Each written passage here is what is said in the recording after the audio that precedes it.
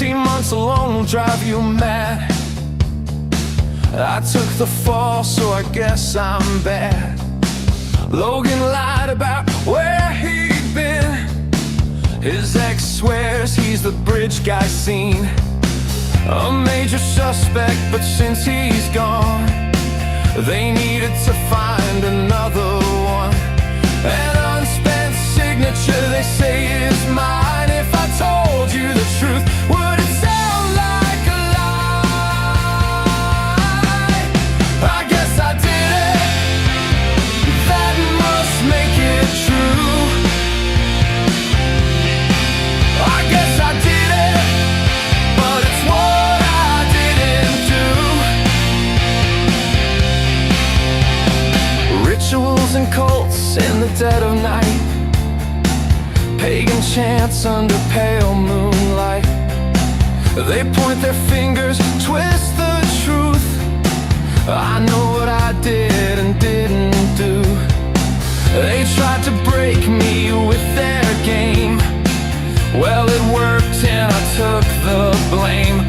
The judge conspired to steal my crew, replace them with her chosen few. I guess I did it. That must make it true. I guess I did it, but it's what I didn't do.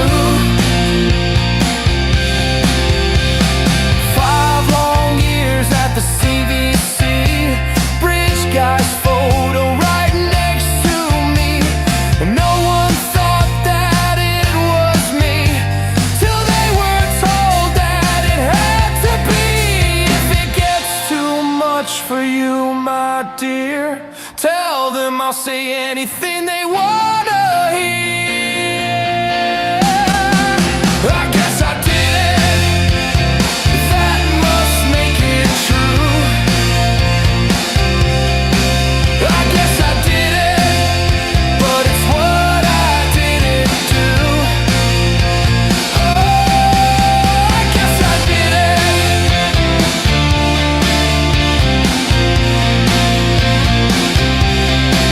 I guess I did it.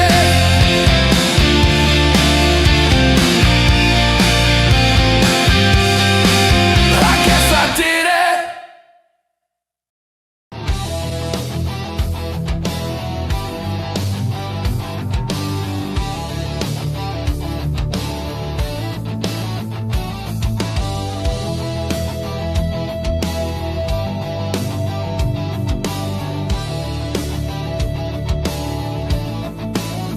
The devil's advocates whisper in the hall, where justice wears a mask and truth begins to fall. Every thread they pull, every lie they weave, in the courtroom's dance, who's left to believe?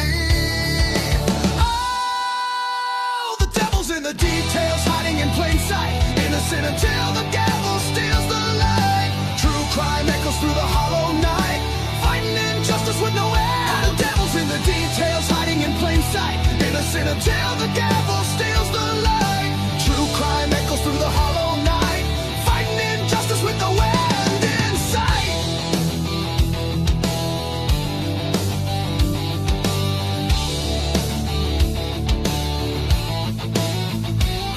A photograph fades where the truth once stood. Blurred lines between the bad and the good. The scales they tilt with every silver tongue, while the broken cry for a song unsung. Black robes sway like shadows on the wall. One wrong word and the mighty fall. Who's a sinner? Who's a saint? The jury's out, but the verdict's faint. Oh, the devil's in the details, hiding in plain sight, innocent until the gavel steals the light. True crime echoes through the hollow night, fighting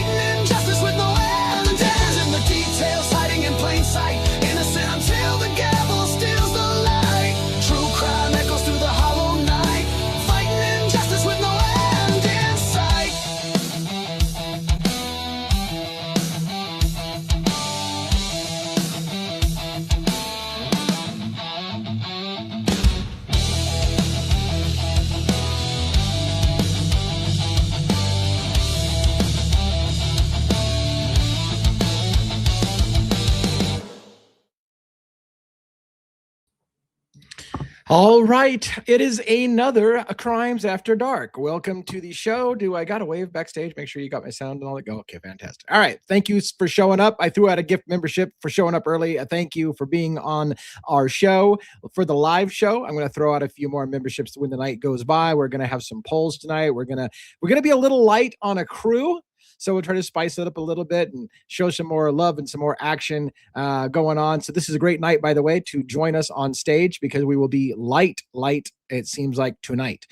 We've got Robin, we've got Dago from True Crime Cafe, we got JJ, State of the Deep, but we're missing Logan from Bronx Tales tonight, and we're probably missing one. He's not here right now. He was very busy today and in events in New York and covering that. So I don't expect to see him, and we haven't been able to get confirmation, but we're pretty sure that's what he's been wrapped up into. So I don't expect him to try to get on the show after an all-day thing of that. So for what it's worth, thank you for coming to another live show of Crimes After Dark. Hope you will enjoy the conversation. I had a big drop this morning.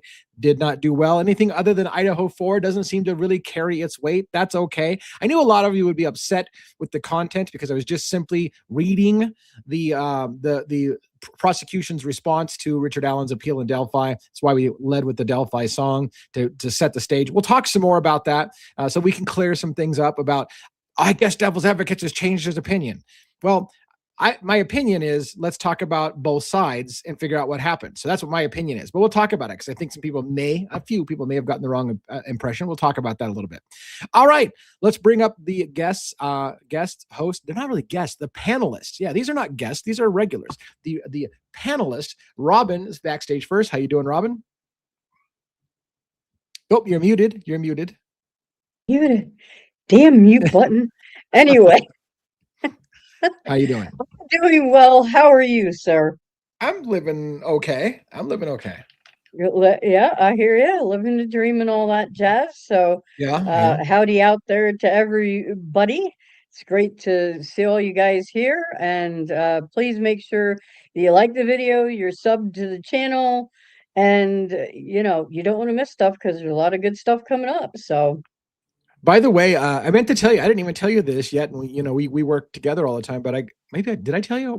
Maybe I did tell you. We got some new records requests in the Whitman County Sheriff's Office Department on the Gopaka stuff. So they've prepared the final package for me of body-worn camera footage and reports and shit that I've asked for. So they have told me that they have finished my final package and I have to pay for it. It's dirt cheap. Unlike Idaho, they charged $17. I think the first time they charged $20. Idaho asked me for $20,000. So there's a difference between Idaho and now, I don't know. I mean, this case has been years old. I mean, actually, so was the other one. Never mind. There's no excuse. There's no excuse for them asking for $20,000. No excuse. Right. Yeah. Anything special you want to talk about? Yeah, you did say that to me earlier, but you hadn't really, because you didn't know any more specifics than that. But yeah, you did tell me. And I got some more records requests being prepared right now. Actually, I fired one off today in email asking for some coroner access. By the way, real quick before I know the panelists are waiting backstage, but real quick, I found out Washington State has a similar law about not being able to see bodies. So I went to request actual visual confirmation, and they said due to RCW, and they listed it, you can't see bodies in photos. It's not an out and out rejection. It has to be in the public's best interest. So they say that they will not show it unless and they say most of the time they will say no matter what your excuse is, it's not in the public's best interest to see those things. So it is a tricky thing. They did leave the loophole that if you can somehow convince them that it's in the public interest, then you can get it. But they're going to almost always say it's not in the public interest just because you want to see it. So that's going to be their fallback. All right, let's get Dago on with us. Dago, how you doing? Whoa. Good to see you. Forget about it. Hello. Good to see you. Good to see you both. Hello, Mom. How are you? I'm doing well. How are you? I'm doing quite well, thank you. It feels a little off tonight. We're missing half of our panel, but we're gonna make it work. We'll make it work. Never a reason not to do it. Never a reason. Right? Never fear. Yup. Anything Always you did live today? Oh my God, I've been live since I came out of the birth canal. Just saying. I did a show this afternoon, early this afternoon, late morning, early afternoon. I don't remember, but basically doing the exact same thing you were doing. I was reading the response to the appeal from the state, which is a damn joke in my opinion. I did find out though, one good point. You had asked something about it yesterday. The defense does get to chop back at this. That's a Yeah. very good thing. I'm grateful for. Now, what I Yeah. don't know is how long this is going to pong back and forth between it. The judge going to hear this side, that side, and say, "Okay, we're done." Hopefully, that's Yeah. you know. And I think I'm not 100% positive, but I think the process is usually the defense files their brief, the prosecution files their brief, and then each side gets one rebuttal is typically what it happens. So That's what so both sides will get a rebuttal to the other person's rebuttal, and then that'll be it, usually, unless of course the judge says that there's still something they don't quite understand and they want them both to kind of clarify the issue for them. But right. And boy, with the bullshit I was reading today, can I not wait based on the facts that I already know? Okay, yeah, I yeah. cannot wait for the defense to clap back on this because this is such bullshittery. It's crazy. So Yeah, yeah. We'll Yep. talk about that more in depth as we get into the Yeah. show, and we'll drag JJ into the discussion with us a little But- bit. But your show went well when you were talking about it today on your I live, did, or yes, I did. I had that show. I covered that. It was very well. A lot of boring reading, I know, but it's getting the point out, and everybody can see what the state's doing and what we can probably expect from the defense when this does happen. So yes. And then I just ended another show. Of course, every Saturday we do at 6 p.m. We do the verdict room unfiltered. Bertie was our guest, and it was a great conversation as well. And we stuck to mostly facts and opinions on different things and discussed certain things that are newer since the last time we had spoken with him.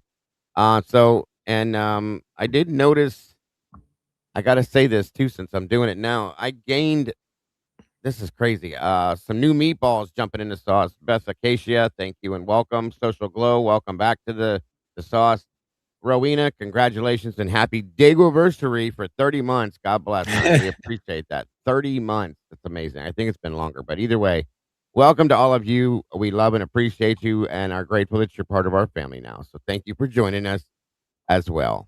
Come on Very in cool. and get comfortable. But yes, it's been a great day, Lee, and this is the best way to end it that I can think is right here with you beautiful people. So I did see. Thank you for sharing your updates on that. I did see that the defense rest has popped in, so this would be a great night. By Miss the way, Jody, for the yeah. defense, Jody to join us on. I threw the link back there, Jody. So if you can see it and you got time, please join us. We can talk a little Letcher County. We can talk a little bit Kentucky in general. come on down. Yeah, and let's get JJ I up may here have before. to email that to her. Oh, okay. Yeah, I sent the link in Because I chat. but typically you're have right. to email it to her. So, yeah, send that to her. So if you don't mind, Yep. send that to her real quick. Nope. not at JJ, all. what's up? What's up, everybody? How you guys doing? How you doing, up? denizens and meatballs right. and mods? Good. I have a question for everybody, Uh-oh. Okay. and this goes for the chats as well. Do crimes against humanity qualify as true crime? I believe they would. Yeah, Just sure. a philosophical Yeah. thought. Yeah. I think they could. They should. It's crime. It's crime. Is crime. It's so weird that you brought that up. Yeah. So yes, yeah. You guys, there has to be a reason why you prompted that question, sir. Yeah. I mean, there doesn't have. Well, I mean, there's no specific direct reason, but Yeah. in general, I would argue there's a lot of crimes against humanity being carried out in the last few years and Yeah. certainly going on right now. So I just think about how people frame it. If it's Yeah. a large scale thing, is it not fall under the umbrella of true crime, or It's still crime, buddy. In my yeah, opinion. well, That's how I I would feel. Yeah. argue that it is, but I don't know how other people feel about it. Yeah. Absolutely. Good point. Yeah, we could do a poll about it, but I don't Yeah. know. Drop that poll, Pull it, DA. pull it up. Oh, let's do it. All right, shit, let's do it. All right, hold on. Here we Let's go do it. again. So, Yep. are crimes against humanity considered true crime? 1 minute. Yes, no, and do we want a third option? Hey, I'll put the don't understand or NA. I don't know. Don't understand the question? Don't understand. Okay. Don't care. Yes, no, or don't understand. Somebody might need an explanation about crimes against humanity. I certainly know what they are. The reason I said it was interesting because I have a fiction book that's been rolling around in my head, and it starts out with a character that's being intergalactically charged with crimes against humanity. So I was just thinking about that today, and you're like, do you think crimes against humanity? And I'm like, oh my God, I was just thinking about that. All right, So I'm ready when you are. I would say that to sort of a piggyback to that is, do you think it's sort of out of left field for a true crime channel or in a true crime context for people to talk about crimes against humanity? Now, the reason I say that is simply because I'm going to cover a lot of that stuff on my channel. That's part of what I have. I have a bunch of different episodes planned, and a few of them specifically touch on things that I believe are crimes against humanity. But because we've talked about kind of thing, we kind of go off in tangents and whatnot here. So it's just interesting to get people's feedback on how they frame it. Yeah. Well, I don't want to shame your poll, so let's just put this poll up here real quick, and then we'll talk more about maybe the specifics about that. So, you ready? You ready? Yeah. 1, 2, 3, blow. It's out there. Let's see. Is it going? Oh, it is going. Oh, It's going. Wanda, thank you very much. Says I'm riding with you all day today. Thank you so much. Holy crap! You got some dedicated. She's been with me all day. I appreciate that. Thank you so much for that. Super. For number one out of our goal for tonight. Thank you for that, dear. Very much appreciated. All right. Whoa, what happened? I had like 20 something votes and then it went away, and now it's going 0. It's going to you guys, they're doing some internet fuckery. I get 30 votes and then 0, and then 32 votes and 0. Mine's stuck on 18. 33 votes. Vote on it, guys. Hit that poll. 34 votes. Yeah, it's kind of slowing down for us. So let me know if you're yeah. All right, I'm gonna go ahead and kill ours. Ours is kind of slow here now. Well, some people are saying they don't have it yet. Really? Well, that might explain why it was kind of doing 0 and so. Yeah, where'd it go now? Yeah, somebody said that my vote options disappeared. Yeah, weird. Look at the bottom. Look at the bottom after you end it. Mine says there it is. Are crimes against humanity considered true crime? I have 86% said yep, 9% said no, and 5% said no damn idea. This says 89, 9, and 2 for same kind of numbers, same kind of distribution, which is not a surprise since our audiences are very similar. So very cool. Yeah, I just Turkey Creek asked a good question. What else would it be categorized as if not true crime? So, and here's the thing. Yeah. JJ's genre is going to be a little different than what ours is going to be. Are you going to be classifying it under true crime, JJ, what you're doing with your channel? No. In fact, I'll probably what I thought only talk about true crime in the sense that if I see certain things that appear to be connected to bigger things like intelligence and things like that, and large scale, higher level corruption. Right. But that's what I I kind of figured yours is going to be more in the genre of like deep state thinking and stuff like that type stuff, based on, of course, the name of your channel. Because for me, as soon as I hear, when I hear crimes against humanity, I think politics. I'm like, oh, 100%. That's going to be, and so we're not. So I personally, and it's not a big deal. Like we can talk about it, but I personally don't think true crime and politics are the same wheelhouse. Now, like JJ said, there's some obvious crossovers because so there's obviously crossovers. But yeah, I always thought like crimes against humanity is typically a political issue. It's like this country is, committing genocide against this country, or or this evil dictator has decided to gas his own people or whatever. And that's kind of like what you think of. So really more geopolitics. Yeah, I think geopolitics more than U.S. politics, or more geopolitics. Yeah, I will say this just to give people some rough idea. There are people out there that do the deep research like Whitney Webb and people like Ian Carroll and people like Candace to some degree and people like James Lee that they break things down. Michael Benz, nobody gets, him and Whitney Webb are probably the most knowledgeable. That's not what I'm going to do, because that's been done, and there's people that can do it much better than me. What I will do is I will connect the dots and explain why it's important to know about these things, not just tell you about them, because a lot of people, okay, great, yeah, this is happening, yep, the CIA, yep, this is happening. It doesn't, in my opinion, a lot of people don't do that. They don't actually take the next step and connect the dots as to why these things are happening and why how they're connected to bigger picture type things. Yeah. So that will be more what I focus on. And the most important thing will be, how do you fix it? Because everybody can tell you all the things, and they can give you every detail about what's happening.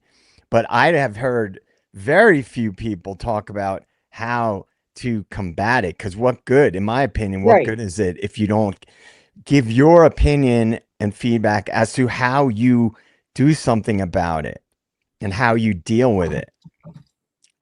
Very good point. Because And it's hard in order, there has to be a way to, like you're saying, to combat it. We have to figure out how to do that. And I'll be very interested to hear your thoughts and ideas on exactly how to do that. I mean, Yeah, there's a lot of I have a lot of thoughts on that type of stuff, and I have years worth of notes. Because every time, if I'm sitting and watching TV, let's say, or I was watching Red Hot Chili Peppers documentary that just came out on Netflix the other night, and I get ideas a lot of times when I'm doing something completely unrelated to research or whatever. I always keep either a pen and pad with me or my phone, my notes on my phone, and I'll constantly be making notes if an idea pops in my head, because if I don't, I forget. If I don't, if I don't like get it down, I forget it. And so I've made a habit of that as I've gotten older. Like, for example, if I have creative ideas in a dream, if I don't write it down when I wake up, it's gone. It's lost. It's gone. It's completely lost. So over the years, I've gotten into the habit of writing down ideas whenever they come to me, or else or a voice note. I do that a lot. If I'm driving, voice note on my phone. And so I have a lot of ideas about that. And it's interesting. It's interesting as we see things the way they have unfolded in the last several, let's say 10 years, and the escalation of a lot of fuckery, which applies to true crime cases, because we see a lot of fuckery in the true crime arena, the bigger high profile cases. And so, yeah, that's kind of the angle that I'm going to take, and hopefully do it in a creative and fun way. Yeah. And I'll answer Defense Russ's question in just a second here. But yeah, for me, that question, and this is why I'm so quiet about it. For me, my mind always goes a little bit too spiritual, philosophical. I think we need to become better as a species in order to deal with crimes against humanity, because until we fix human beings to stop being the fucking way human beings are, we're not going to fix those problems. So for me, it's like it's a spiritual, philosophical question. Well, how do we fix it? We fix it by being better human beings. If we were better human beings, we wouldn't allow this shit. We wouldn't focus on this shit. We wouldn't have that kind of mindset. But because we put ourselves accepting that, it's going to continue to happen. Like, I don't know how, unless we just evolve as a species and become better human beings, I don't know how we can fix it. But I'd like to hear your thoughts. I agree, but that's not changing anytime soon, right? Human nature is not changing until we evolve past the state we're in. And I've mentioned this before. In college, I took a class taught by a retired special agent for the FBI. And it was called Conflict and Violence. It was a sociology class. And we would have deep discussions in that class about, and this is a guy who did it. He was a special agent. He wasn't just a paper pusher, right? He was like undercover on major cases and corruption cases and sort of organized crime stuff is what he did. Okay. And it's interesting because one of the things that he discussed that he brought up and we talked about in that class is something that's always rattled around in my head, and I think about it a lot. He said, it's a well-founded theory in high-level law enforcement and intelligence that high-level politicians and CEOs are sociopaths. And that is what enables them to do things the way they do things. Yeah, and, absolutely. And not have any, Makes sense. have any remorse about how it affects humanity. And when you think about it, just think about corruption, right? Your average person, a decent person couldn't fathom that on a grand scale, the powers that be would be harming people, let's say in the case of crimes against humanity, right? Because good people don't think like that. We're not sociopaths. So we can't fathom how people can lie and cheat and steal and murder for profits and power, because that's not how normal people think. But what I have found happens a lot with a large chunk of the population is people project. It's a common thing that humans do. We project part of what we are onto the world, and how we think and how we feel. We assume other people feel similar to us, maybe not exactly, but similar. But the reality is that's not the way it is. And there are examples through and through. I mean, serial killers, high level corruption. And in that class, we talked about that quite a bit. And we talked about how large scale conflicts, geopolitical conflicts can last for decades and decades. And it's just very interesting because I think if people can understand that there are groups of people that coalesce that don't think like normal humans. They don't have the same type of empathy, and they get blinded by their thirst for power and money. And I think that any case, any true crime case, any maybe larger scale type of thing, wars, etc., they all follow that same logic. There are people that are not like regular people. And I think if more people could accept that, then maybe we would all realize that it's us against them. It's not this side versus that side, that nonsense that's been perpetrated against citizens for, hundreds of years. Well, I have some deep thoughts about, but I don't know if DA wants me to get into that right now. But I don't care. I feel okay. I don't care. I feel, yeah. I kind of wonder if, okay, you know how some of the shareholders and the stakeholders, okay, let's take the Luigi case, okay? And some of the shareholders of United Healthcare, if some of them are politicians, we know that they sit on the board and whatever. Some of those people, I wonder sometimes if people like that specifically court people who are sociopaths, who will do their bidding and don't give a shit about the common everyday man. What do you think about that, JJ? I agree wholeheartedly. I think, and not to sound like a broken record, I've talked about this before in the past. About 20 plus years ago, at least, I started blogging, old school blogging, when it was first becoming widespread. And I wrote an article. It is more based on psychology, on how people get compromised. And I talked about it in a psychological context. And I think people may get into a field or politics or corporate environments or law or government with maybe reasonably good intentions.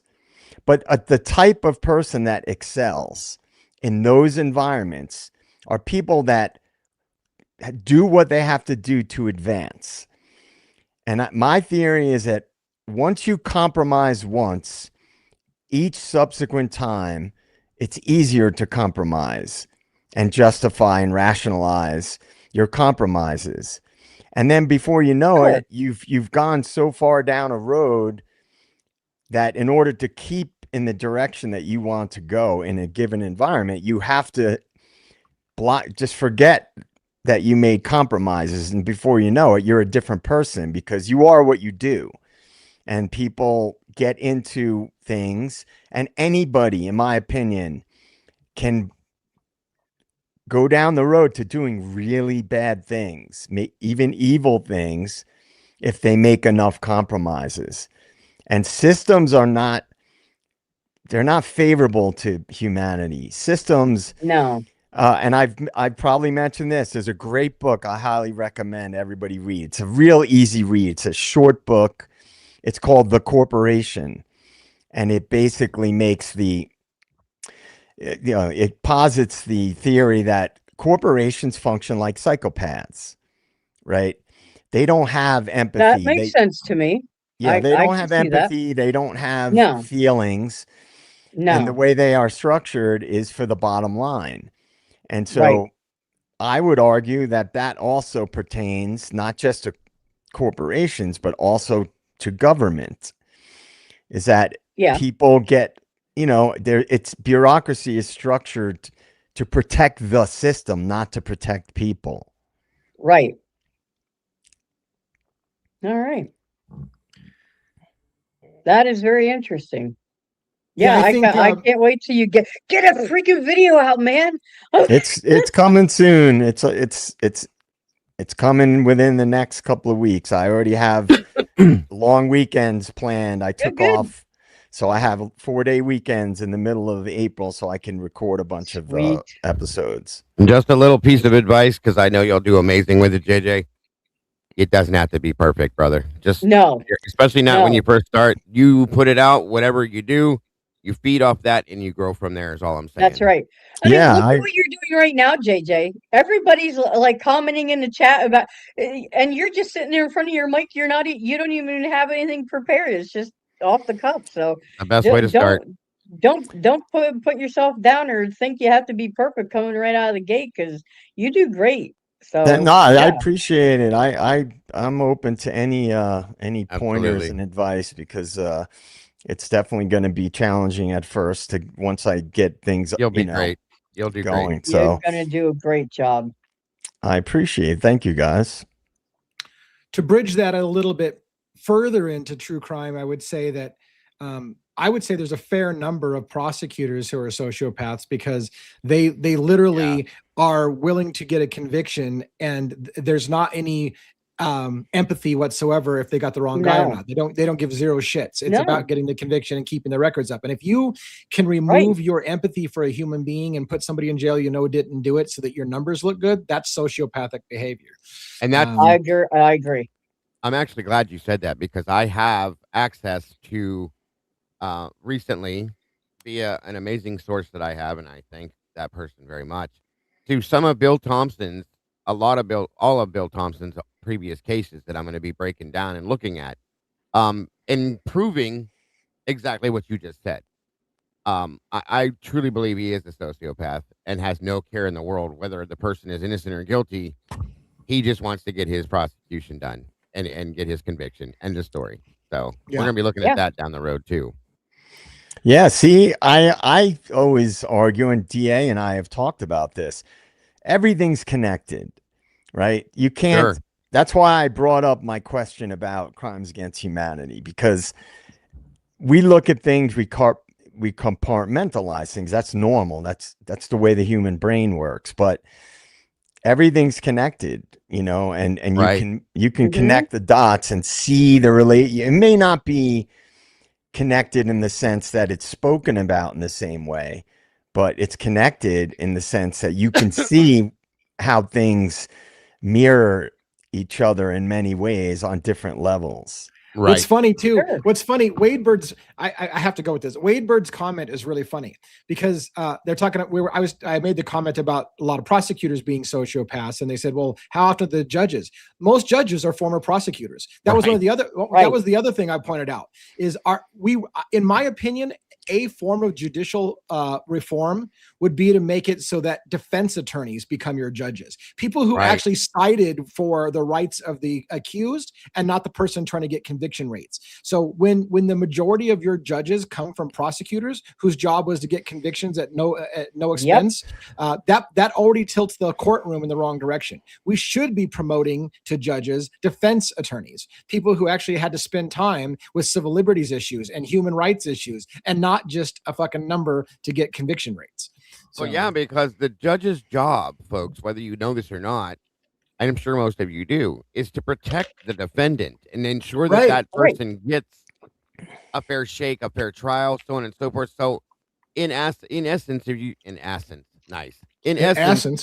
yeah, right. If you think about it, putting a prosecutor on the bench to oversee a case, as we saw, in my opinion, with Judge Hippler, is the wrong way to do this because they come into it biased, in my opinion, knowing that they look at it from a prosecutor's point of view. Throw a defense attorney up there on that bench and let them look at it from the side of a defense attorney and say, hey, I'm here to protect this guy and make sure that he gets a fair trial. I'm not going to allow the prosecution to do this, this, or that, so on and so forth. And I'm also not going to allow the defense to pull any shit either. So that, I think, would be amazing, DA. Truly and honestly. I mean, it should be the best reform you could do. Yeah, I know JJ had the point, but I see it slightly different than you, and that's I've always viewed the judge's role not to assure the defense a good defense or a proper defense, but more to just be a referee. Like to me, the judge should be neutral. The judge should be 100% neutral, so and all they're doing is making sure both sides played by the rules, and it's the defense's job to, and so.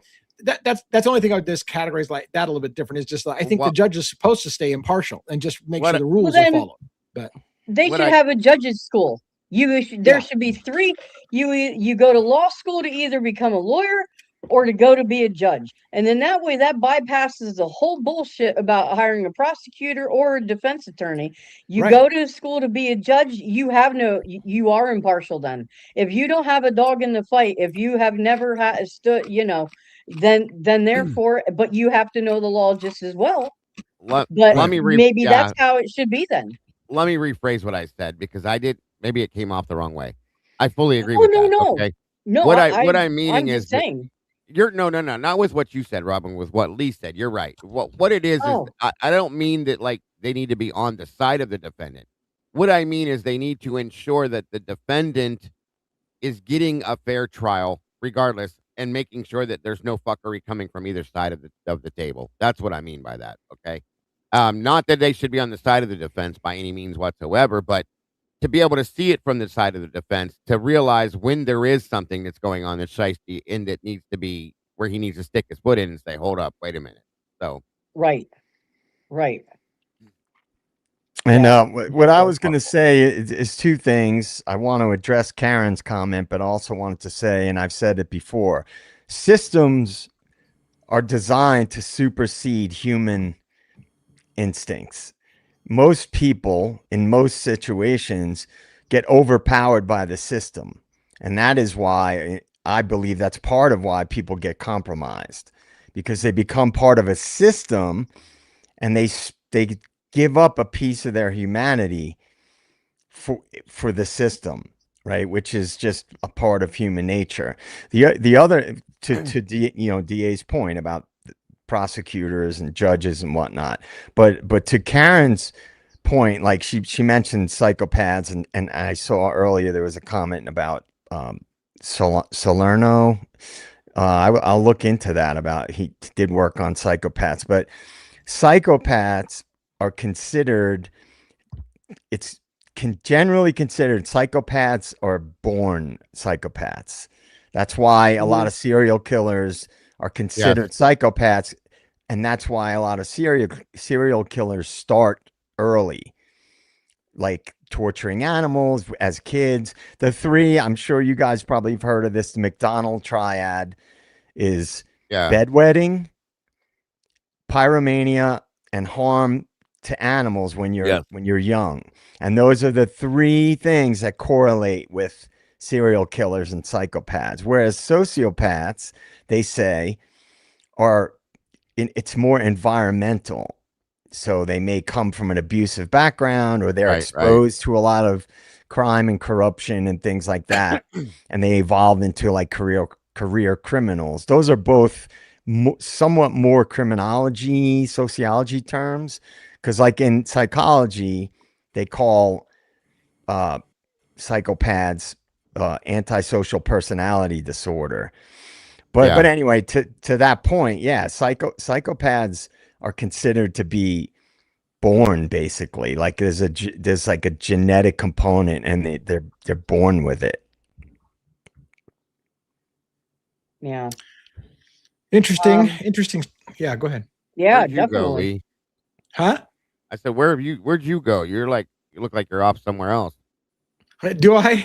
I'm sorry Yeah, about that. completely. I'm like, where did he go? I'm looking at you for a minute, like, Squirrel. where are you at, buddy? Yeah, a question prompted me to look into try to get the answer, and that led to another question, and I was trying to get the answer real quick, and it wasn't quick. So Oh, gotcha. it was starting to go down JJ's topic, which is whether the military, anyways, it was going down where the military has tried to remove empathy from soldiers to make better soldiers, right? Yeah. Because they would, in certain positions, you're going to want somebody who doesn't ask questions. They just follow orders, right? That's what they want. The perfect soldier does not ask questions of morality. If you say kill that guy, you kill that guy. I don't have time to have a discussion with you about why. You kill him. And so you have to remove empathy from a soldier to have a good soldier. So that was where my mind was going. It was like, anyways, and I spent a little bit too much time on it. So sorry about that. Oh, no. I was like, are you still there? I didn't mean what you were doing. I was just like, whoa, where'd you go? That's all. Yeah, no worries. Yeah. Wade Word wants to know, how often do judges shut down third-party culpability? I don't know, but it doesn't seem to me like they allow it very much, do they? I haven't seen it happen too often. I know Fran Gall did it in Delphi. We know that Hitler has done it. I believe that in the oh my God, what was the other big one that we dealt with here? The chick that Karen Reed, sorry. In that case, they attempted to do it in that case too, but didn't succeed from what I could see.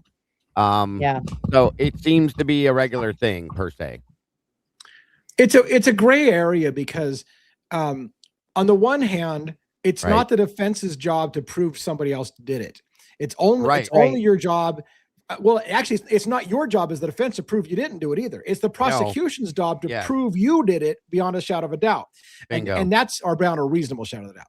So the problem becomes is you shouldn't have to name anybody. You shouldn't. I shouldn't have to say, well, here's the guy who really did it. It's not my job to solve the crime for you if I'm on trial.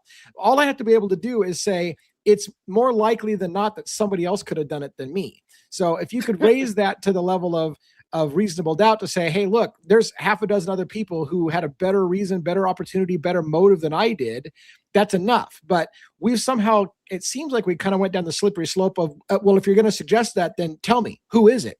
And again, it shouldn't be my job to give you a name. I don't have to give you a name. I just have to be able to present an argument that it makes more logical sense that somebody else did this than me as part of my defense for if you're going to go for the alternate suspect. I feel like they don't allow that enough. They somehow push back and say, well, then name a name. And if you can't, and in the case of Idaho 4, the rule was if you can't name a name unless you have a reason with evidence that they did it. And I'm like, you don't even have the evidence against Kohberger, much less how is he supposed to provide evidence against somebody else when you don't even have the evidence against Kohberger? Or if they don't drive a white Elantra, you can't talk about them. I mean, come on. Or if you're Hitler, it can't be anybody else because the killer drove to the scene and all those people live within walking distance, so they wouldn't have taken their car, so we're not going to allow it. That's the dumbest, oh my God, this is the dumbest fucking reasoning I've ever heard, but that was his logic. Well, we know that the killer arrived by car, and since these people live in the neighborhood, they wouldn't have done that, so therefore they can't be alternative suspects. Really? And the thing is there is no logic in that. Okay? No. That showed, in my opinion, relevant stupidity to make that statement from a fucking judge. So right. Or the fix was in. Maybe it wasn't stupid. That's the other side, yeah. I'll give him the benefit of the doubt. I don't think he was stupid. He just may have, he just may have been like, this is the way it's going to go down. That's it. Yeah. Bingo. Yep. But anyways, Does anyone know where Xana and Barry were helping Ethan with his uni work? Just wondering if Barry helped at Sigma, Chi, or wherever Ethan was specific. I don't know, Michelle. I'm sorry. I don't know that anybody's ever said where they studied at. I don't know Whether it either. was the library or either house or Right. I don't know. I have no clue. Interesting question, though, for sure. Yeah. let's talk about what you found in the document that you did some reading for online for the prosecution's response. You said you had some thoughts about it, some new stuff from reading it, the lies or the omissions or something you learned from it that was different or. Yeah. Well, in my opinion, it was 90% lies. Okay. State's response to the appeal, as they're explaining the case, it was ridiculous the way that they were making. Okay. Sorry, I had a piece of ice in my mouth. I shouldn't be chewing. I was doing I do it all the time. It drives me nuts. I can't help myself, guys. One of the biggest things that I read today, and I'll tell you, it pissed me off to no end. Okay.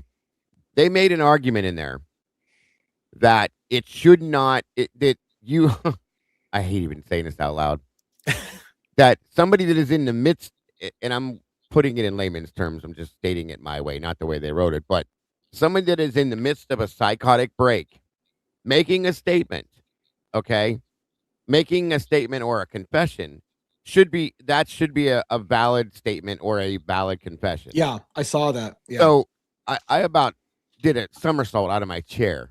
It blows my fucking mind. Okay. So you're going to tell me that you have a person that is having a psychotic break, it could anything, schizophrenic. I can't think of what they call that, but at the moment, we'll just say a full blown, deep in the soul psychotic break. Okay. And they're making a statement and you're going to say, okay, I'll take it. That's valid. That's reliable. 100%. What in the actual fuck are you talking about? Okay. Because, and somebody said to me in the chat, well, if they know right from wrong, then it should be taken as such. They don't know right from wrong in the middle of a psychotic break, though. They don't even, if somebody that's eating their own feces or seeing something that doesn't exist and then making a statement, you're going to take that as valid. That's bullshit. That is absolute bullshit. Right. Some of the things he said on the psychotic break was he thought he was Trump. He thought if he fell asleep that the world would end. So does he know those things to be true as well? Like, but you're right. The only thing that I counter with at all, because I felt the same way you did. I was like, so a guy in a psychotic break, you can go ahead and take his confession as true. Yeah. And I had the same problem. The only problem is they cited several court cases to support it, that's the way the courts have ruled. And so what I didn't do is take time to look at the court rulings to see, have the courts actually ruled that you can, that things that you state during a psychotic break are totally okay? And if they have, then that's their point. Well, it's already been ruled by the judicial system that you can make a confession under a psychotic break and it's allowed. Exactly. So, and before that, though, I'm sorry, JJ, real quick. No, go ahead. Did they do a psychiatric evaluation on him before he made, or at any point during any of this? Did they do that? I've never seen a document that said so. They have some whack-ass doctor in there that's a fucking fangirl on YouTube that's saying that I told him not to talk about the case. Meanwhile, she admits on the stand that she talked about the case to him the whole fucking time. This irritates me, so excuse my language. I'm pissed about this, okay? Yeah. And in turn, knowing that the things that has happened to this man, you're going to accept this only because it went in your favor. I guarantee you if it would have went the opposite direction, they would have said, nope, that's so unreliable. Right. There's no way we can take that. That's so unreliable. So piss off with that. That's bullshit. And I hope the defense shreds that. Yeah. Well, that falls into the category of false confessions. Agreed. Right? Now, everybody knows the West Memphis 3 case. Yeah. Jesse Miskelly, I believe, was the one that was considered to be, intellectually disabled. Right. And he was coerced and basically using the Reed technique into making a confession and implicating the other people. Right. Now, there's been there's a history of false confessions being disproven. Right. But now that's what happened in the West Memphis 3 was you had a corrupt prosecutor who had political aspirations. And he was like an evangelist, if you ever saw him speak. Yeah, right. Definitely. So what he did was he drummed up the whole satanic cults, devil worshiper angle, and got all the people in the area who it was a religion. It's the Bible Belt, a religious area, to like, oh, we got to get these guys. And he took that and ran with it. And in my opinion, justice wasn't truly served in that case because they had to do an Alford plea, which means they still had to say that they committed the crimes. Right. And they couldn't hold the state liable. I mean, that's fuckery, and this is Truly. this taps into what DA was saying earlier. Prosecutors oftentimes have political aspirations. Sure. And a judge is a political position. It's an appointed position. So, this now you're getting into what's going on in Delphi. How far up does the corruption go? Yeah. Because if this shit's being allowed, even if, let's just say he's guilty, right? I'm not even talking about his innocence or guilt. I'm talking about, let's just seeing the way in which this information came out in prison and the way he was interrogated, any decent judge would be able to look at that and see that it's questionable. And any prosecutor that wasn't a scumbag, would see that was questionable, but that's not how prosecutors work. Right. Right. And so further up the chain, nobody's done shit to intervene about potential serious corruption in that case. So that corruption supersedes everything. Because if you're in a corrupt system, a person that's not corrupt cannot survive in a corrupt system. Right. Yeah. By the way, real quick shout out to my mods. I see you guys are busier. You're busier than a one-legged man in an ass kicking contest. I see you busy over there. So thank you very much for keeping the chat going and sending links out and all that shit like that. You guys are doing awesome. Yeah, so I appreciate that very much. I had asked earlier if Amanda was going to be here. Now I see Amanda popping all over the place. I don't know how long she's been going in there, but. And again, thank you to the mods at the cafe here. You guys are always amazing, and thank you for all you do as well. And is Essie modding one-handed, Robin? You guys are killing it. She is. I'm telling you, the one-handed moderator. Yeah. Thank you guys, all of you. Thank you all. Like I say, we wouldn't exist without you guys. Appreciate it very much. Yeah, I was like, wow, they're busy over there. But no big deal. Yeah. That is definitely a so what very else? good point. So yeah, you were irritated about the beyond whole irritated. Yeah. Now again, and I don't want to be that guy because I feel like people are going to think that I'm siding with the prosecution. I'm not siding with the prosecution. I've always played devil's advocates with things, right? So their counter position was, well, Richard Allen pled guilty confessed before and after and during his psychotic break. So it's not that he just confessed during the psychotic break. So even if you want to throw it out, that's a big deal. Throw out the psychotic break part. He confessed before and after the psychotic break too. That's okay. And you know why that's okay, Lee? Because I'm going to tell you right now that neither you nor I would deny the fact that if anyone threatened us to never, ever see our families again, right, we're probably going to do the same thing. Okay. And he also made a statement that if it ever gets to be too much, Kathy, you let me know and I will do whatever they want me to do, period. Okay. Yep. And I don't give a shit what anybody says at this point. I know what I believe in my heart and in my soul with this case now, with what I have seen, with what I've seen in the background. And as JJ likes to put it, the amount of fuckery that happened in this case goes to a level that even supersedes Idaho, in my opinion. Okay. And we all know how much was there. This is insane to me. So when you have police officers being gunned down in the middle of in front of their office, when you have people committing suicide because or allegedly committing suicide because they were dropping documents from the case that should have been dropped, and other people that are disappearing in the middle of a case. No, Yeah. I'm just going to tell you no. That's all I'm going to say. I'm just gonna say no. No. And I agree. Like, my gut tells me Richard Allen was forced into the confession and probably isn't the guy. That's my gut reaction. The problem I'm also, though, is I'm looking at it from what is his likelihoods of winning his appeal, and that's what scares me, is because the prosecution made a strong argument. The appellate courts tend to like to hold the original judges upholding their ruling Right. and how it went. And so it's a very, very uphill battle. But like you said, what I'm excited to see is what the defense will say in response to the prosecution, because that should be where the real meat's going to come in, is what are they going to say in response to it? Yeah, and I pray to God that they shred. I pray they have that ability, and at the very least, some kind of new evidence to be able to throw in the face of this bullshit. Yeah. Yeah.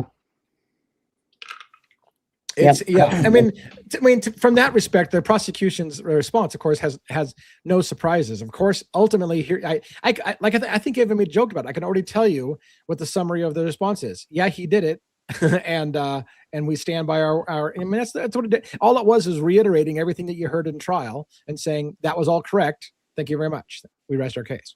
Amen. Now, they gave me some extra detail. They gave me some extra details that were food for thought, but it was just them again, as I said, and I don't know that people got it. When I was saying to you, neither one of us were there in the jail cell. What I was pointing out is they made a bunch of extra statements about all these great treatment he got in prison was, right? And we're saying he didn't get that great treatment. And I'm like, at the end of the day, who can prove anything? It's their word against, their word. So it's like, So and you're right. You are absolutely right. And here's the thing. They can say all the things they want to say. That's perfectly fine. Yes, we did give the option for him to have conjugal visits with his wife. Did it happen? No. The man didn't even see his wife. There were no visits, let alone conjugal visits. They denied phone calls to him. There was other things that they're not telling you in that whole argument, okay, that went on. Of course they're not going to tell you because it goes against what they're saying. So. Do you know, I got to ask you that. Do you know that his wife never visited him in prison? There were no visits that we could ever find on record that they ever met, ever. Because here's the thing, it's the fuckery in legal language, right? Because what they said was, and I'm going by memory now, is that he had access to visit his wife twice a week. What the fuckery in the language is, that doesn't mean he was meeting his wife twice a week.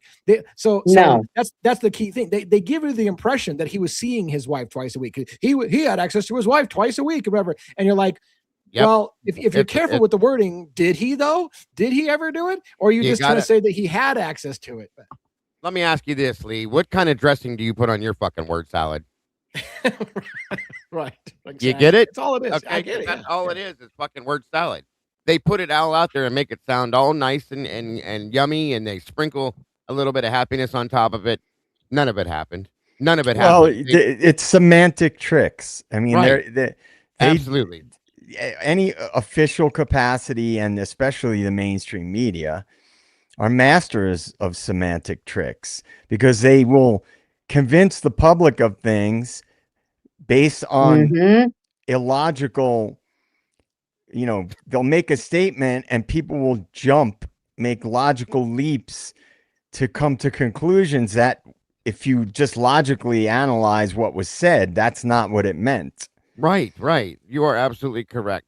They tell you they put him in this beautiful cell. They make it sound like the guy was staying at the fucking Ritz-Carlton. Okay? He's in this beautiful cell with a light dimmer switch. Shut up. Okay? And then a window there was a scratch on it, so they replaced it. Shut up. Again, we know that none of this happened, you guys. They had the man in a concrete 6x6 closet. Okay? That was shit. It was a garbage cell. All of that. But they can tell us whatever they want. Guess what? Show it to me. That'll never happen, because we're beyond that now. And they know that, okay? So they can say whatever they want to say, just as much as they'll say, they could say whatever they want to say too, so on and so. It doesn't matter, folks. They lied. They embellished. And an absolute they spread the fuckery thick. Okay, so Yeah. and yeah. I'm praying to God that the defense is able to prove that, and that, in a sense, in my opinion, if they can, there's the foot in the door, in my opinion. Yeah. Our Richard Allen is in Oklahoma now. He's not in Indiana or in Arizona. No, he's in Oklahoma now. Why did they move him to Oklahoma?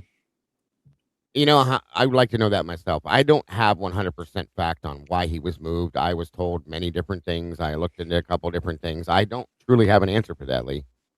A lot of times, high-profile inmates will be moved to different places. He was traded, from my understanding. There was a trade-off for one inmate from Oklahoma came there, and he went there. Yeah, the Supermax is in Colorado, where like really high-profile people end up. One of my close friends worked there as a guard for 8 years.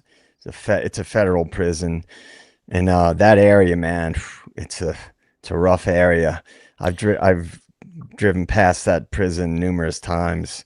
It's in Florence, Colorado. It's the surrounding areas around like major maximum security prisons tend to be kind of rough. And my understanding is that Kathy sold the house and she lost her job as well. So I'm guessing she probably moved to Oklahoma, I would guess, to be closer to be able to go visit him per se. And the worst part about it is if he's not guilty, every day he spends in there is a super danger, because everybody knows one of the worst things you want to be in prison is a child rapist or a child killer. He's a ticking time bomb as soon as he gets in. And even if you're conspiracy minded a little bit, somebody else could kill him and say it was prisoners that did it, and nobody would question it. They're like, of course prisoners did it, because we're all expecting that. Everybody's expecting the first chance some inmate gets on him, they're gonna fucking shank him and it's over for him. So if he dies in prison, everyone will go, well, they got to him, and nobody will question that somebody could have silenced him. Like that, no, you know, it'll never be questioned. Yeah. No, and I hate to say this, knock on wood, I pray to God it doesn't happen, especially not at this point. But I almost feel like that's what's going to happen. I do. Right. Very sad. Well, they may want that to happen. Right. That's what I'm saying. You know, Of course. And if they send them somewhere else and it happens, then they take heat off of themselves, because it's not happening directly within the area, you know, the place that is being highly criticized. Right. For, Because for his treatment. yeah, right.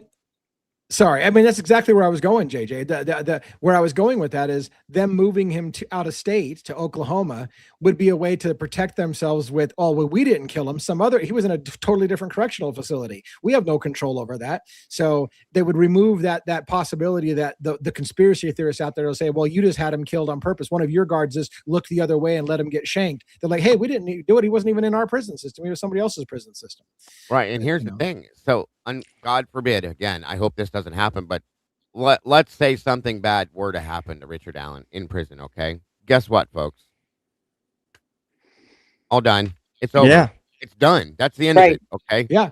No more appeals, no more nothing, no more fight, no more truth coming out on it. Yeah.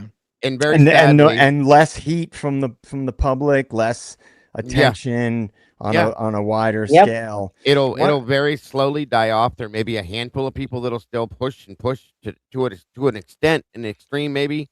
But at so some point, do. within a few years, it's gone like it never existed, folks. And that's the end of it. And that's the sad truth to this. And that's another thing I worried about with the Brian Koberger case in Idaho, is because there were certain things being brought out at one point where they were saying that Brian was threatening to take his own life, so on and so forth. And I said, I don't believe that. I don't believe that. I think that's the precursor to setting the stage for something bad possibly happening to him. Okay. And guess what? Well, he took his own life. He couldn't handle it. Did he? I don't believe that. And I won't believe that knowing what I know of him. Okay. I'm just saying. So these things happen. And then when that happens in that case too, that's a big one. Guess what? Wash your hands. It's all over. We're done. Move along. Yeah. One thing I wanted to say to everybody really, but also, you know, specifically to Robin and Dago. My Sunday gigs end in a couple of weeks because it's a seasonal thing, right? It's during the Mhm. season. Of course. Even if I can't do it, I would love to see you guys look into the Oscar Pistorius case. Not look into it, but go through it, Cover it. because that's a really interesting case. Yeah, it is. And then DA, I don't know, you and I have talked about this, kind of revisiting the James Holmes Yeah. case, because I was real big into that one. And there's a lot of really, really, really shady shit with that case that most There people is. have no idea about.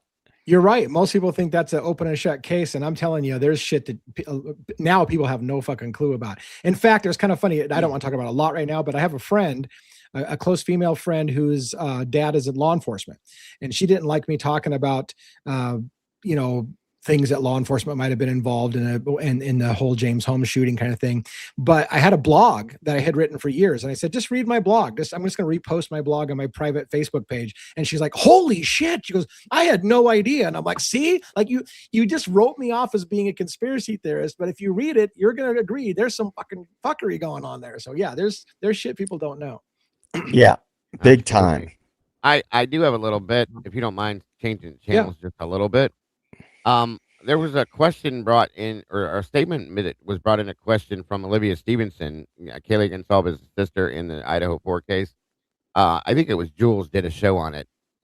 We all know that the bill, was it 1250 passed, that whole ridiculous bullshit bill. Okay. Yeah. And there was something that was said about, Kaylee Gonsalves' face being brutally destroyed during the attack. We all heard about that. And now it's kind of being brought into question that I guess something that Olivia Stevenson stated draws into question if that actually happened now. It just kind of disputing that per se in some aspects. So what's going on with this? I'm so tired of the story changing every few months. The factual details change every few months. It's ridiculous. And a lot of this stuff is happening within the family realm, folks. What the hell? Okay. Well, okay. I'm going to play conspiracy theorist. Once they got agreed that they can shut down the autopsy photo, or not the body photos, now they can say whatever the fuck they want, and nobody can refute it. So what a surprise if the story suddenly changes about the extent of her injuries, because we're not going to be allowed to see it. So now they can just run their mouth off of whatever they want to about it. Hey, that's it right there. Trust me, bro. There you go. Yep. Well, you know, I've said it many times, and I'll say it. You guys will know who I'm talking about. There's certain people in the periphery and that have been very visible with this case that are very, very, very suspicious to me. And it has nothing to do with what they say. It's how they act. And to me, because what I've believed for a long, long time is there was an operation, and is at least an ongoing cover-up operation going on with this case. And as I always say, I go with my gut. I know people. I know human behavior. I've been around a lot of things in my life, and there's certain people in this case, their behavior is not congruent with, in my opinion, what some people might typically behave like under the same circumstances. Now, everybody says, oh, everybody grieves differently. We all know that. But when it's consistent over a long period of time, that behavior, it tends to me to indicate that it wasn't just trauma that was causing them to behave that way. Yeah. Right. I just, it's irritating me that you brought those two things up together, that now we're going to have a change of what happened to Kaylee now that we can't see the photos. That's starting to irritate me a lot. It's irritating in general, just in general, right? I gave out some gift memberships. Looks like Rochelle Fiscus got a membership on our side, TRML is that or TRM Legal Review. See, I had to put it all together. And Callie 412, Tracy Barnhill, thank you and congratulations for getting a free gift. Hope you can enjoy some of our member-only content. There's lots of stuff out there that are bonus content. So congratulations, you get a month of checking it out. Yeah, that's great. Welcome. So what else? There was something I was gonna. Oh yeah, we were gonna do. Of course, we moved out of Delphi. We were gonna do a poll or two tonight, and I had the poll. So for those who watched the Delphi thing, I mean, let's do that Delphi question about. I'm just curious where our audiences sit on who they think Bridge Guy is. And by the way, we talked about this. This is the problem that we had, Dago. The problem we had was in the prosecution's paper, they try to make the jump, and I feel it's a jump, that guaranteed whoever Bridge Guy is the person who killed them. So that's the jump that they're making, which I don't think you can make that jump because I don't think, but that's what they're going to make the jump. Whoever you see on the bridge, because what they do is like, we got somebody who can say that that's 100% Richard Allen on the bridge. Right. The Bridge Guy is 100% the one that killed them. So therefore Richard Allen's the 100% that killed them. And you're like, you can't make the jump that the Bridge Guy, even if it was Richard Allen, was the one that killed them, but they're making that jump. That's exactly how they word it, which is what, once again, something else that pissed me off as I was reading it. The way they say it is they state it as a factual statement. Okay. They make it sound factual no matter what. Once again, more dressing for their word salad bullshit. Okay. There's, and they almost leave you the way it's read. They leave you no other choice but to believe this. Okay. Unless you have a brain and you can see through what they're doing. So at that point, it's basically there's no other option. Bridge Guy was the murderer and Richard Allen is Bridge Guy. End of story. There's no other option there. So it's bullshit. I'm going to put this, I'm typing the poll up. I'm going to give you only 4. I don't think we can go 5 options. So my options are going to be, who do you think the Bridge Guy, who do you think was Bridge Guy? And the options will be Richard Allen, of course, because he's the primary one that they say, Ron Logan, who the property owner was that the girls were found on, Brad Holder, or Patrick Westfall. Yeah. So there we go. We'll put those as the 4 options. And when you're ready to go, we'll fire that off and see where our audience thinks. Are you ready? 1 second. I got to add in my last one. It's funny. I was watching the replay of you and I saw you nod yes when I said, are you ready? And I was about to fire it. And then I realized, oh, I'm watching on a delay on that side. So. Yeah, I'm good now. We're good. All right. 1, 2, 3, go. Welcome, Hammy. Curious to see how that pans out here. Yeah, because again, I know who I think it is. I know who I know it's not. Okay. But again, the way they wrote that in that document, they don't leave you an option. Anybody reading this that would have no knowledge of this case or anything else in the background would look at this and go, oh, okay, well, it is him. They're telling us it's him. Like they know it's him for a fact. They made a really, they even say the only person who needed to identify Bridge Guy was Richard Allen himself, and he identified himself as Bridge Guy. That's what they said. Richard Allen identified himself as Bridge Guy. And it never happened, you guys. Never happened. They're absolute fuckery and word salad to its best. Well, here another follow-up question is, was the Bridge Guy the murderer? Right. That is a good follow-up question. We could ask that afterwards too. Because I don't think it was one person. I don't either. There you go. We'll word something about that. Was it more than one person? We got a couple of polls. Let's raise our polls up and see who salutes. I'll be right back, guys. Okay. All right. Here we go again. It's pretty slow. The voting is pretty slow on my side. I was just looking to see, did we lose? I have 11 votes. Come on, you guys, vote it out. Come on. We got to have a few more votes than that. I mean, we've got more audience watching than they're voting, so you got to get a vote in there. Give us some feedback. Here. 77 of you guys in here. Please make sure to hit the like button. By the way, I only have 5 likes out of 77 people. So please vote. I really want to know. Can you change your vote after you do it? I don't know, because somebody said that they voted for Allen, but they meant Ron Logan. Can you just? Yeah, I think you can change it. Yeah, if you click on where you voted, it should give you an option to change it. Yeah. All right. Well, we're kind of stalled out on voting over here, so I'm going to go ahead and end that poll. All right. So go ahead. No, go ahead. I was going to say. Well, I got 78%. I got 78% Ron Logan.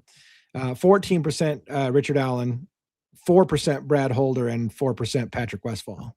Wait do you hear these numbers? This is good. Thank you guys for this too, for voting. Who do you think Bridge Guy is? Ron Logan, 79%. Richard Allen, excuse me. Richard Allen, 7%. Woo! Brad Holder, 7%. And Patrick Westfall, 7%. Wow.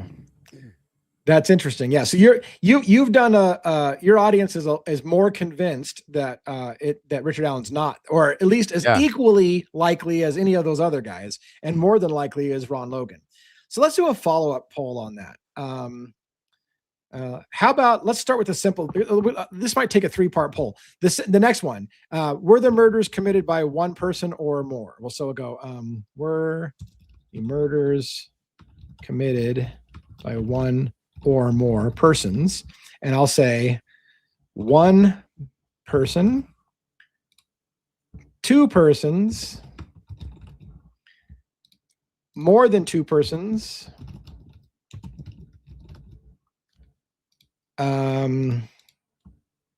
what else could there be? I guess that's all, right? I mean, I could come up with a humorous gag thing, like people, or more than 2 people, 3 or more. Yeah, 3 or more. There you go. Yeah. All right. Is that all that we need? So I think I need to delete that one. Okay, I'm ready when you are. You ready to go? Yep. All right, let's fire it off, see what happens.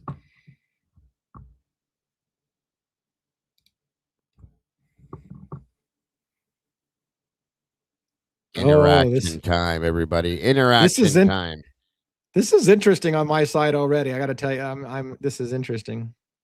I just need more votes to come through because I'm only getting 11, 12. Come on, you guys. Yeah, it's a little slow. It's a slow voting night. They're not used to us throwing out a lot of polls, so. Yeah. Now, I like this side because I'm right in line with my people over here on this one. I truly am. 16 all right, votes. Mine's kind of stabilized at about 27, 28 votes over here. Give me 1 second here. Let me watch this for another minute. Not even a minute. Hold on. All right, we're good.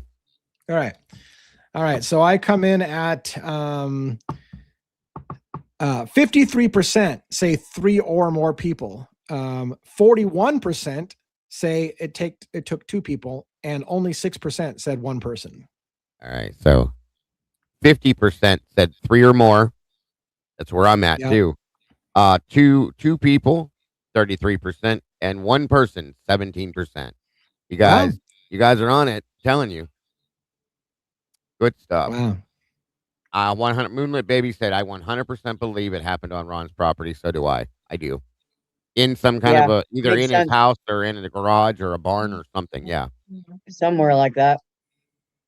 What's the next one, Lee? I had one just a second ago. You said this one is part of this one, maybe? Yes. The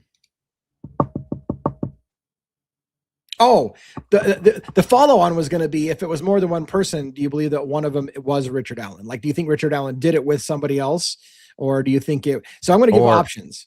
Or who do you think? Yeah. How about this? Let's do this. I got this going. Let's do this.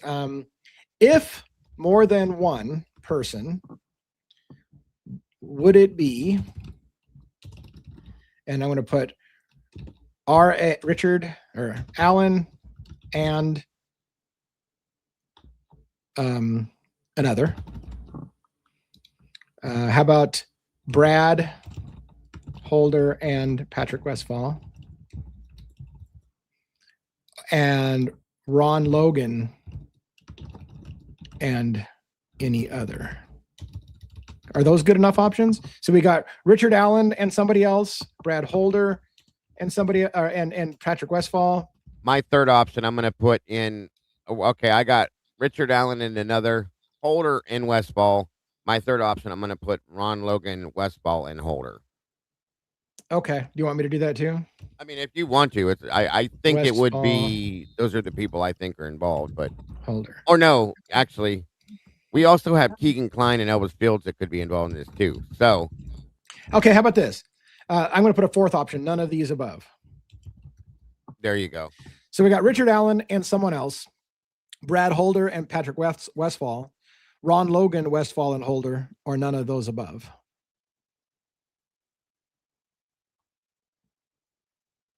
That works for me. Let me add the last option.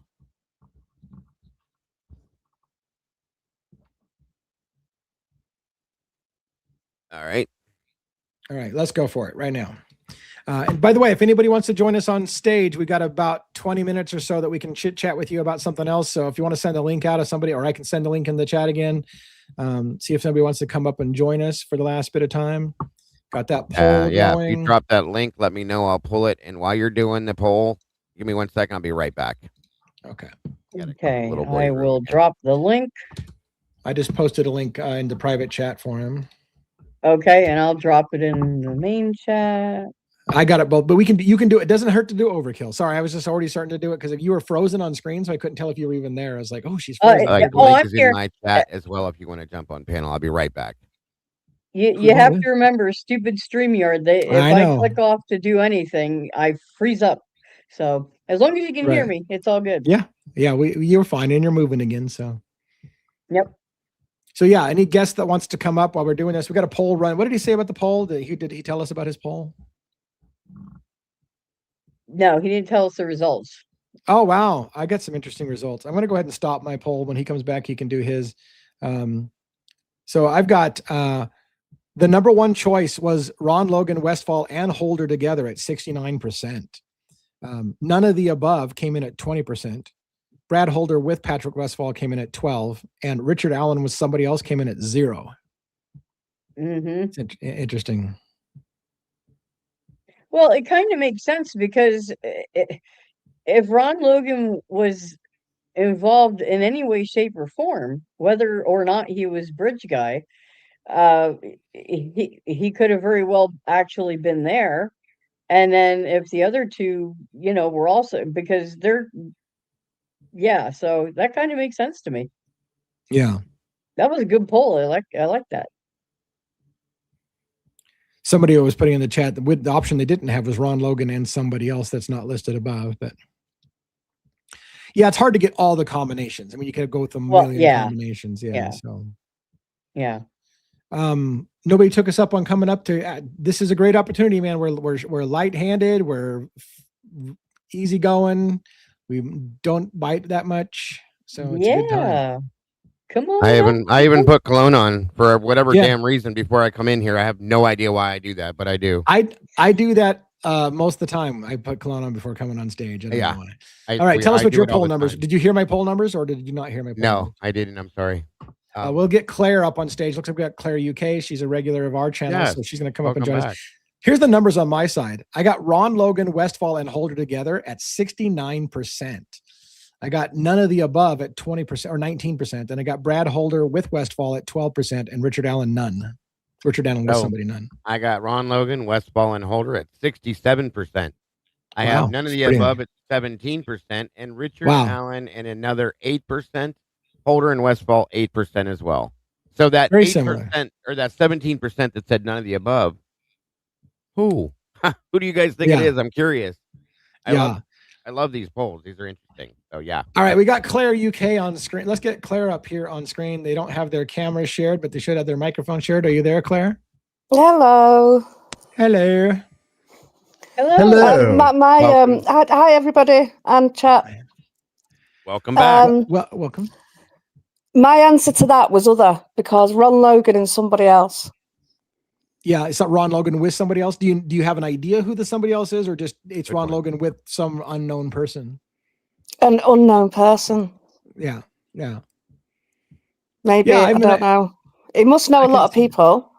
Yeah. I know a lot of people don't think that, and this is why she probably went to, maybe, and if I'm wrong, you can tell me, of course, but a lot of people don't believe that Ron Logan had any involvement with Brad Holder and Patrick Westfall or any of them. And I can understand why. But I think they may have known each other. I don't think that Logan was as involved in things with what the other guys did, but I just think there was the possibility that they did know each other. I'll just say that. Do you know what? Yeah, I've never actually thought of it that way, that there was somehow maybe not even friends, just distantly connected. Right. It's like a child stuff ring that we had Yeah. around here. They Yeah. never knew each other, but they were associates online and used to. That's how they all got caught in the ring. Yep. There you go. So yeah, I never thought of it that way.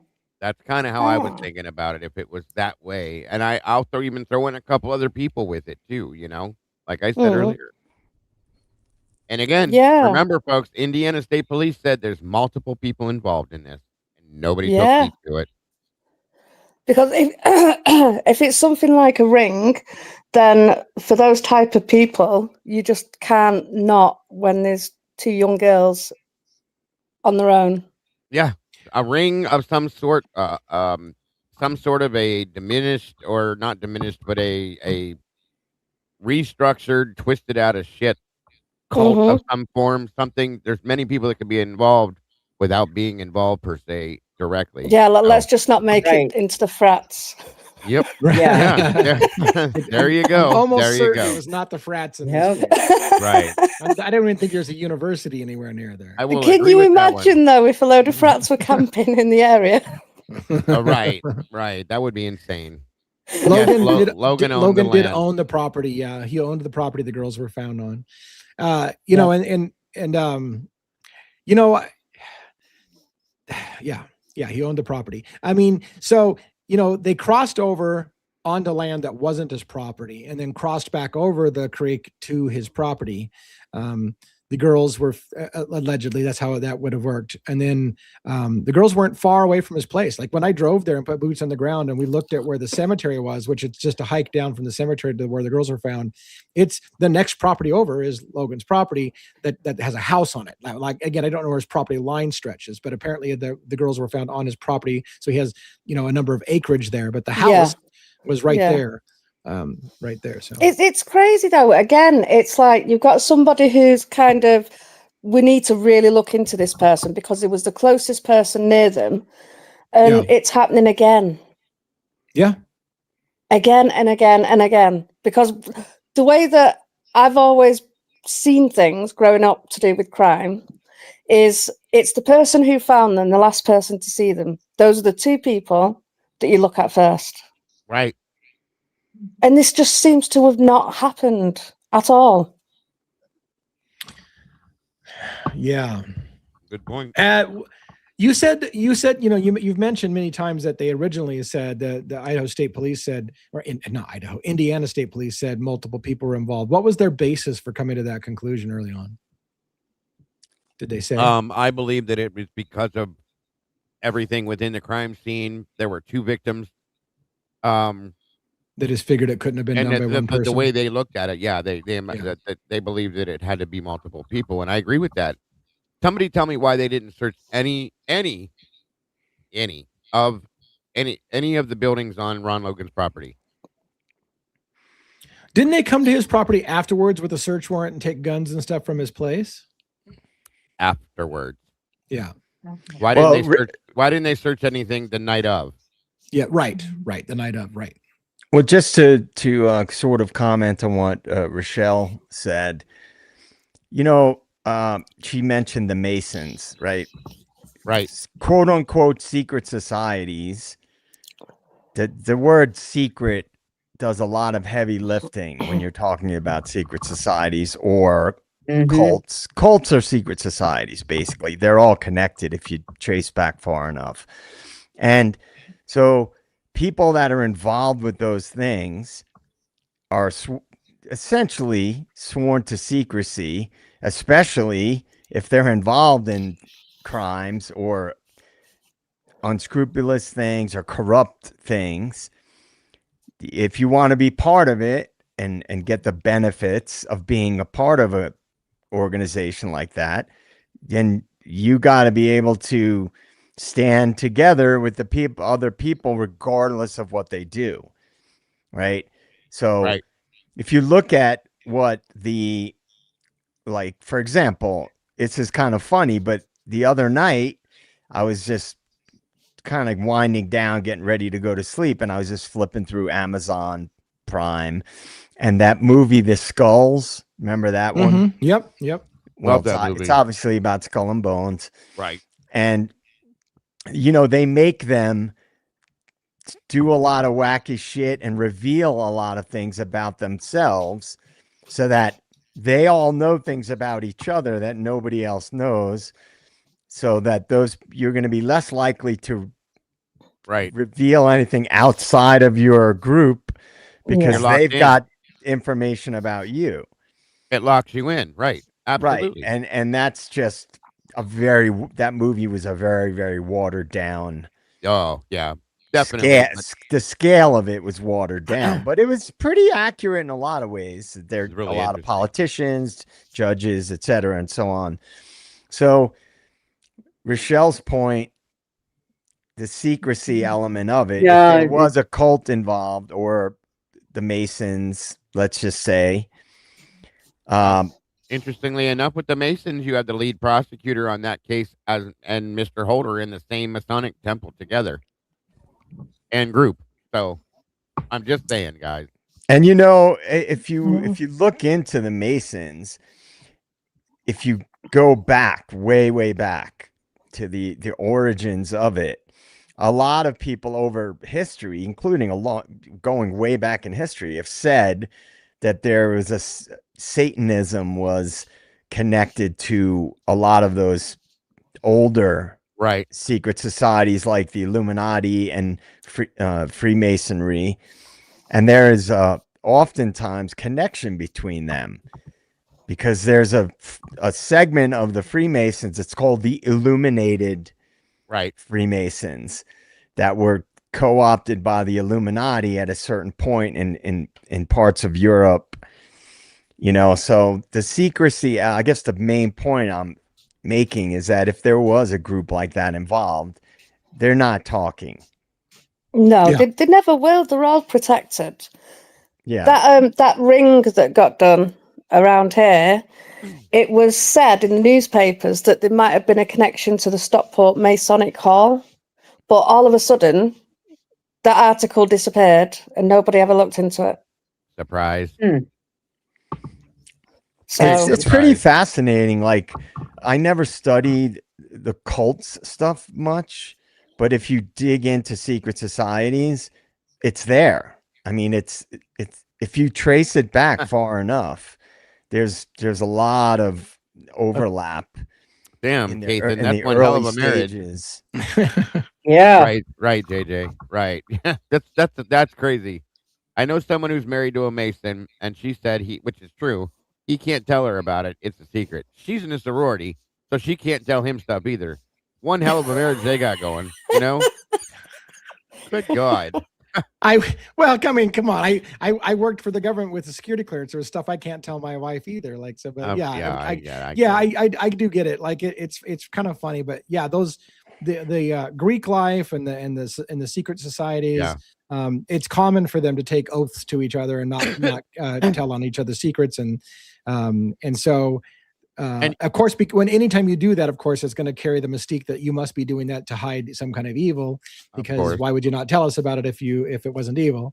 And one thing you can throw into that mix, you guys, don't even remotely forget this.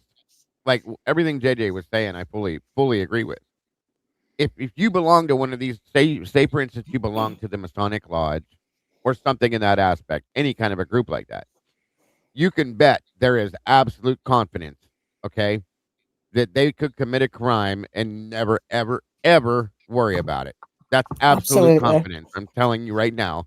They know that there will be nobody that will speak on that, period. And I'm sure, JJ, you can reiterate that very, very much so. Yeah, well, it's also, you guys, I'm sure already know this, but in organizations, I'm just using Freemasonry as an example, just because it's pretty widely known, and most people would argue that they founded America.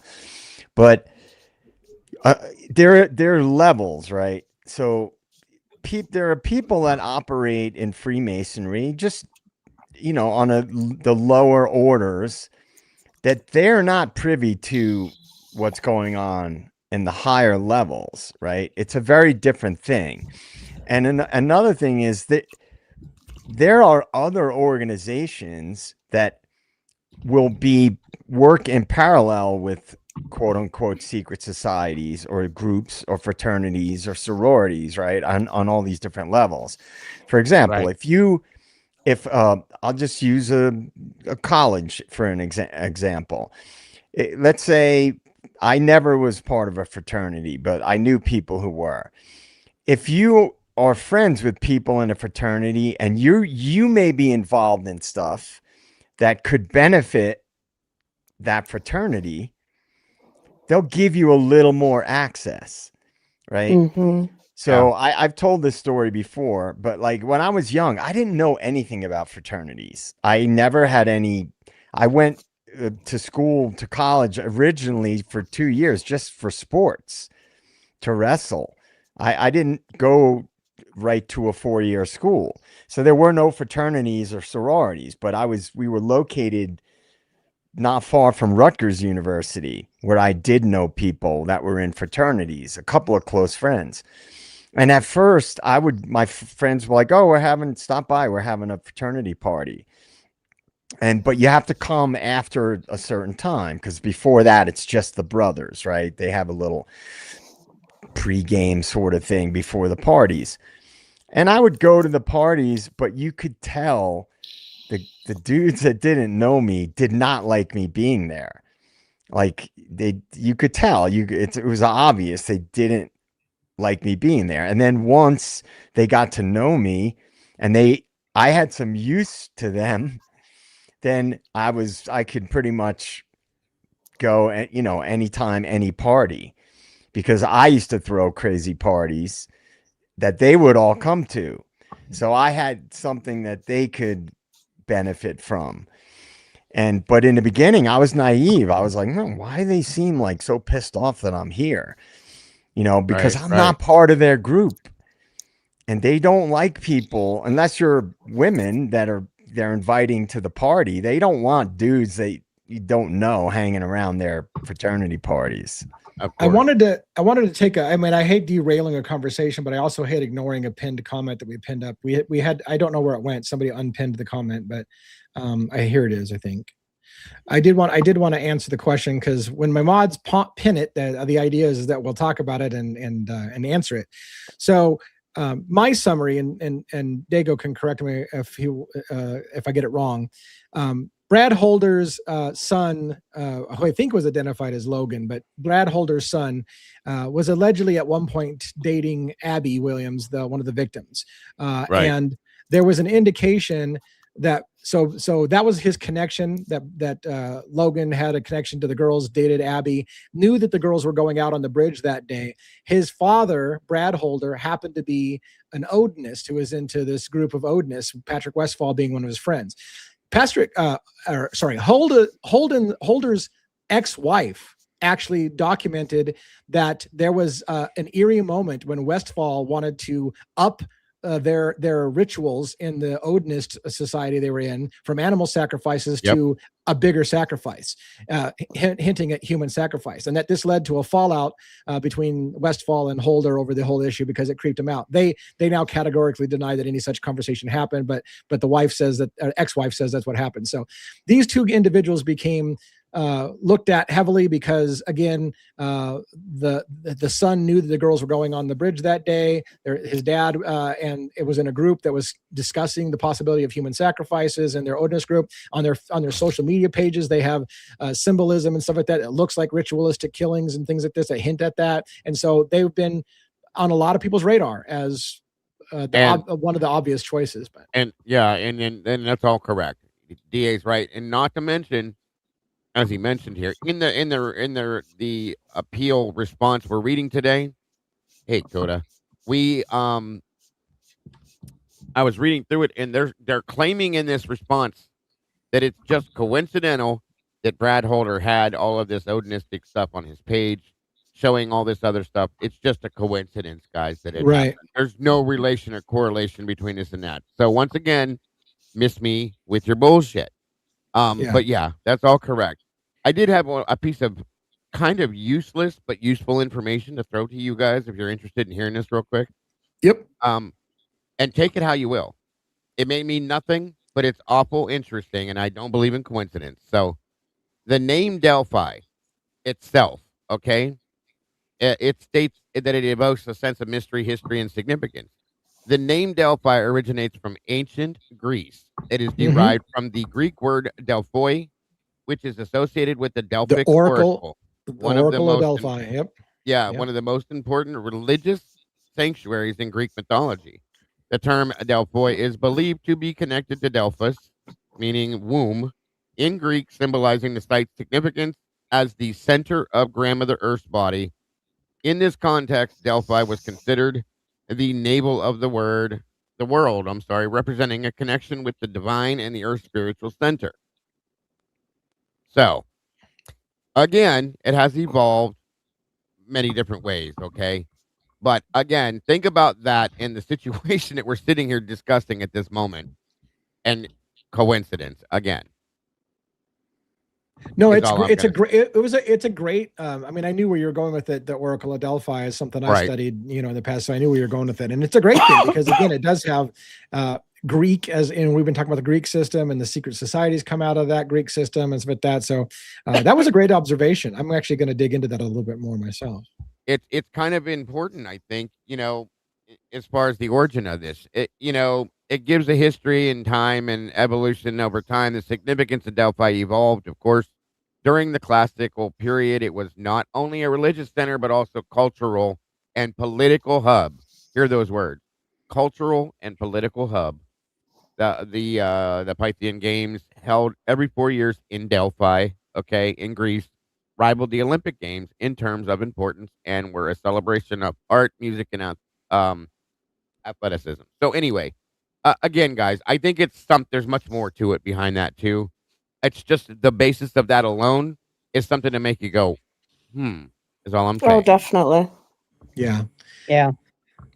And the only reason I don't make the immediate connection on it is just because of the whole Greek versus Nordic religion is kind of different. It's a different religious system. So I was trying to see if there's anything that bridges it. Like a lot of times in mythology, some of the gods branch over to others, like the Romans and the Greeks would have gods that they kind of interchanged and stuff like that and just named the gods differently. So I was like, well, I wonder if there's any bridge over between Nordic religion and people like to change things and make things form and fit to their likes too. So just think about it. Just like they did with the Odinism that was being practiced in Delphi was not particularly Odinism, folks. It was more along the lines of heathenism, as it was called, and a very twisted version of that religion. So take it for what it is.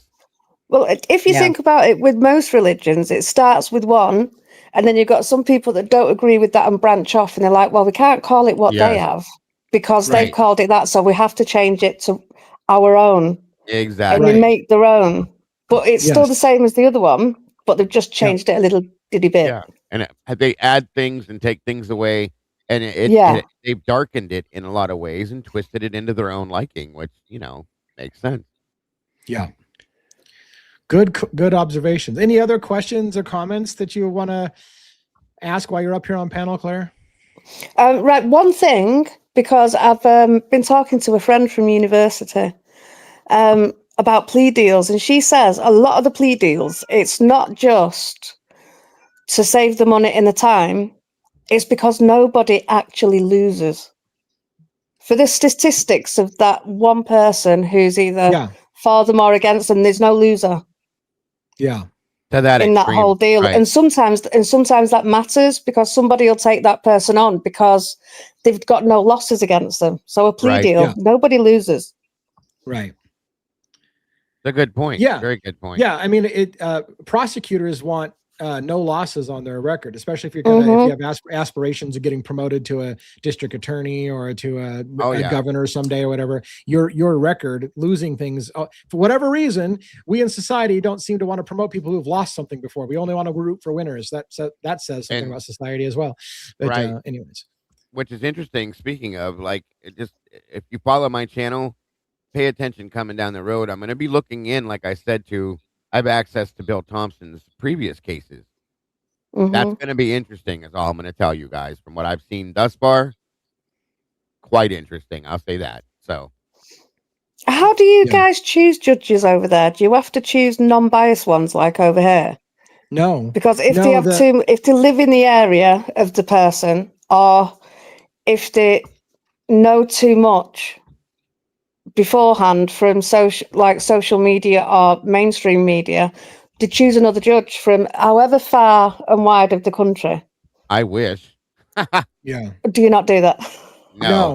No, we've got a complex system. In some places, like the Supreme Court, the judges are essentially like appointed by somebody, but they get voted on. A lot of times, it's usually elected. Judges are elected officials, and they run for office, and they run for the position, and then people vote on them. So there's a aspect of believing that the people picked the judge, kind of thing. But Right. Well, the Supreme Court, they're appointees, so it doesn't. Yeah, get, they don't it even doesn't have to matter get what voted on, right. what anybody thinks about them. If the president and the powerful people want them in, they just have to do a dog and pony show in front of Right, well, I'm saying Congress, they where get they appointed pretend because- like they're grilling Right. them to make it Right. look like they're they really care. Like every congressional hearing is theater, in my opinion. Right. Wow, it's so different. Yeah. How is it done in the UK? Well, it's just it goes down. I think it's 10 people say if this judge is going to be proper and non-biased. Yeah. But if he lives in the immediate area, then he can't judge that case. Gotcha. That would Or be if nice. it basically he 10 might have people say bias if against- he can or not. Yeah. It's like I think for the judge for Ian Huntley, who's just been killed by another inmate in prison. I'm sure his judge was from the other side of the country. Wow. What 10 people sure get he to was. decide, though? Hmm? What 10 people get to decide that a judge is worthy? That I don't know. Yeah. I only See, found all this out because I've done jury duty twice. I'm such a good girl. Killing me. There you go. There you go. Now, my understanding is that there was a panel of judges that chose Judge Hippler and put him on this one. I believe that's how that works. That's what I was told. And I Yeah, well, so Hippler, I think what you're right, because Hippler was already a judge, so he had already gotten, he had already done his process of getting elected a judge, and then he was a special judge assigned to that case, and there was a panel of judges that decided which one of the judges were going to oversee that case. But, because before that, the stuff he was mostly covering at that point or presiding over at that point was like medical malpractice suits, which again was kind of going in the direction. So he went from medical malpractice to doing a quadruple murder. Right? Yes. What? Yes, ma'am. Oh, wow. Now, he did have experience in the past of covering other things, but that's what he had been doing most recent, was covering medical malpractice stuff. So that just changes everything. It does, doesn't it? It definitely does. My God. Absolutely. Great point. Yeah, I think our judge system is kind of complex because some are voted on, some are appointed by governors. Different states had different rules, but so it's there's no hard and fast rule about how it goes. But I do know that, like, statistically, it seems like the majority of judges come from the prosecution side for whatever reason. So, and that's one of my things I think would be a nice step in judicial reform, is to have judges who actually believe in a person's innocence. And supposedly that's supposed to be the bedrock of our legal system, but. I never saw Yeah, that. but if you think it goes back to year dot, that judges have always been the guy who wants to see the person go down. It's just always been that way since the beginning. Yeah, I was told that too. Rochelle Fiscus says that Hippler is on the board, and that's what we were to understand, that he was on the actual board that chose him. he was on the board that chose which one of them was going to do. Yeah, he was on the board that actually picked the judge that goes. And then he pulled, and then the first day we meet him, I don't want to start with a mistruth and tell you I'm happy to be here, but you picked yourself, you idiot. So shut up. Sit down. I know. Half the time he looks bored and picks his nose. Yes, very much so. And I did not know that, Rollo. Did you guys hear that before? That's interesting. Rollo Bonov says, by the way, did you know that the Brad Holder and his Odinist group are part of the group that led the insurrection, the thing in Washington. The January 6th insurrection Yeah, thing. I think that's what he's talking about. The whole Trump thing. You know that they what? had. I remember a holder's name in there. Hold on. There were Hold on. images, and Rolo saying, yeah, right there, that there were images of them on a news article from earlier that day, previous protests. That is insane. Good info, Rolo. Thank you, bro. That's crazy if that's true. And I'm not saying that it's not. I'm just saying that's wild. Well, you know, one of the things too that you guys might also be aware of is that there's a long and storied history of U.S. intelligence using other groups for their own whatever agendas they have. So like it goes way, way back to, you know, that the CIA colluding with the mafia and other groups like as in with Dark Alliance, where they were using people to run drugs and guns, you know, for certain operations. So there's like whenever I hear about a cult or a quote unquote secret society, if it's something that's larger, like I don't know how big Odinism is, but it's pretty well known. So I'm assuming it's not a small localized It's quite big over here. But that's why nothing surprises me with corruption and how far up the ladder it goes, because a lot of times those groups, if you look into it, are used by powerful entities because they have the benefit of secrecy.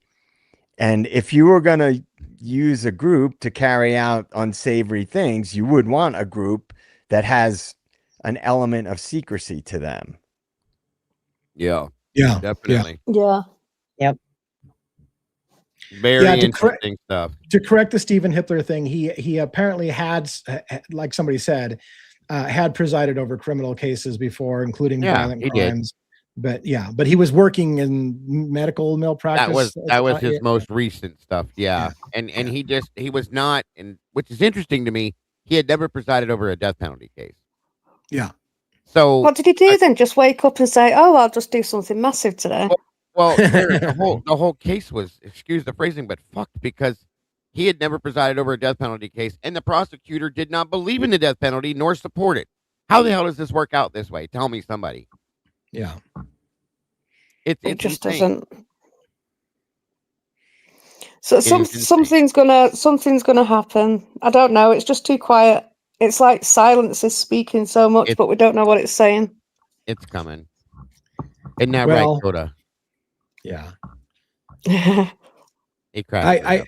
I didn't see it coming. I don't know why I didn't see it coming. Maybe because I got too many cases on. But you made the jump for me tonight, Dago, when you're saying now that, you know, Bill 1250 is going to be signed into law by the governor, and we're not going to be able to see the photos. Now, all of a sudden, the narrative shaping is going to change, and we're going to hear completely different wounds. And you can't do shit about it. You're right. It's the same thing I said. As soon as he pled guilty, they were gonna run away with any story they want to now, because there won't be a trial to question it. So now that there won't be any autopsy photos or anything to see, then we need to question that, and we're gonna get it changed again. The story is gonna change again. And here's my thought on this. This is all by design. Understand, in my opinion, I believe this is truly and honestly all by design at this point. And that's, they're going to work their way through it and into it and try to shut it down the best way they possibly can, just by what I just said. All by design. Do you believe, though, it was all by design from the beginning, or was it just a incredibly stupid cover-up that they've had to carry on covering up because they did a shit show of covering it up? I'm with I'll just answer. I'm with you on the latter part. I think they had no idea this was going to be as big as it was, and it was a progressive slope of once you're in for a penny, you're in for a pound, as the saying goes. Once they made one cover up, they had to keep going to cover that cover up, and then they had to go to cover that cover up. And I think it's just that for me. But I'm on that side. What were you going to say, Dago, on it? Now, I think it depends on how you see it. If you see this cover-up beginning before the murders, there's a difference. besides the cover up starting after the murders. Okay. Now, in my opinion, the cover up started after the murders. This is just my opinion, and I believe that it was by design from that point forward. Yes, I do. Yeah, and there are some people, we don't have time to do it because I usually try to keep this to 2 hours, and I want to stay to that for many reasons. But there are those who say this could have in part been designed to launch Othram's career, to do whatever. And if you go to the point of it was designed to launch the career, then you have to ask yourself, did anybody plan something to happen so that the end result would come up with what you wanted to get the end result to be? But then you have to say, again, you have to get sociopaths involved, people who are willing to kill people just so they Right.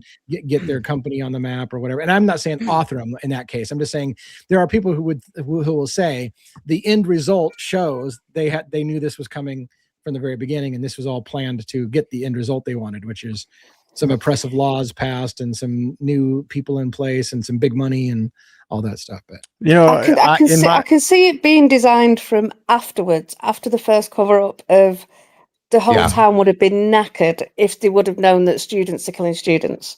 Yeah. Absolutely knackered. And they couldn't have that. Yeah. Well, and after then, it's definitely a design. Yeah. So go ahead, JJ. What were you going to say? Well, one of the things I was going to say is it's also, in my opinion, it's very possible that they were already trying to launch the surveillance related technologies in that area because they're doing it everywhere.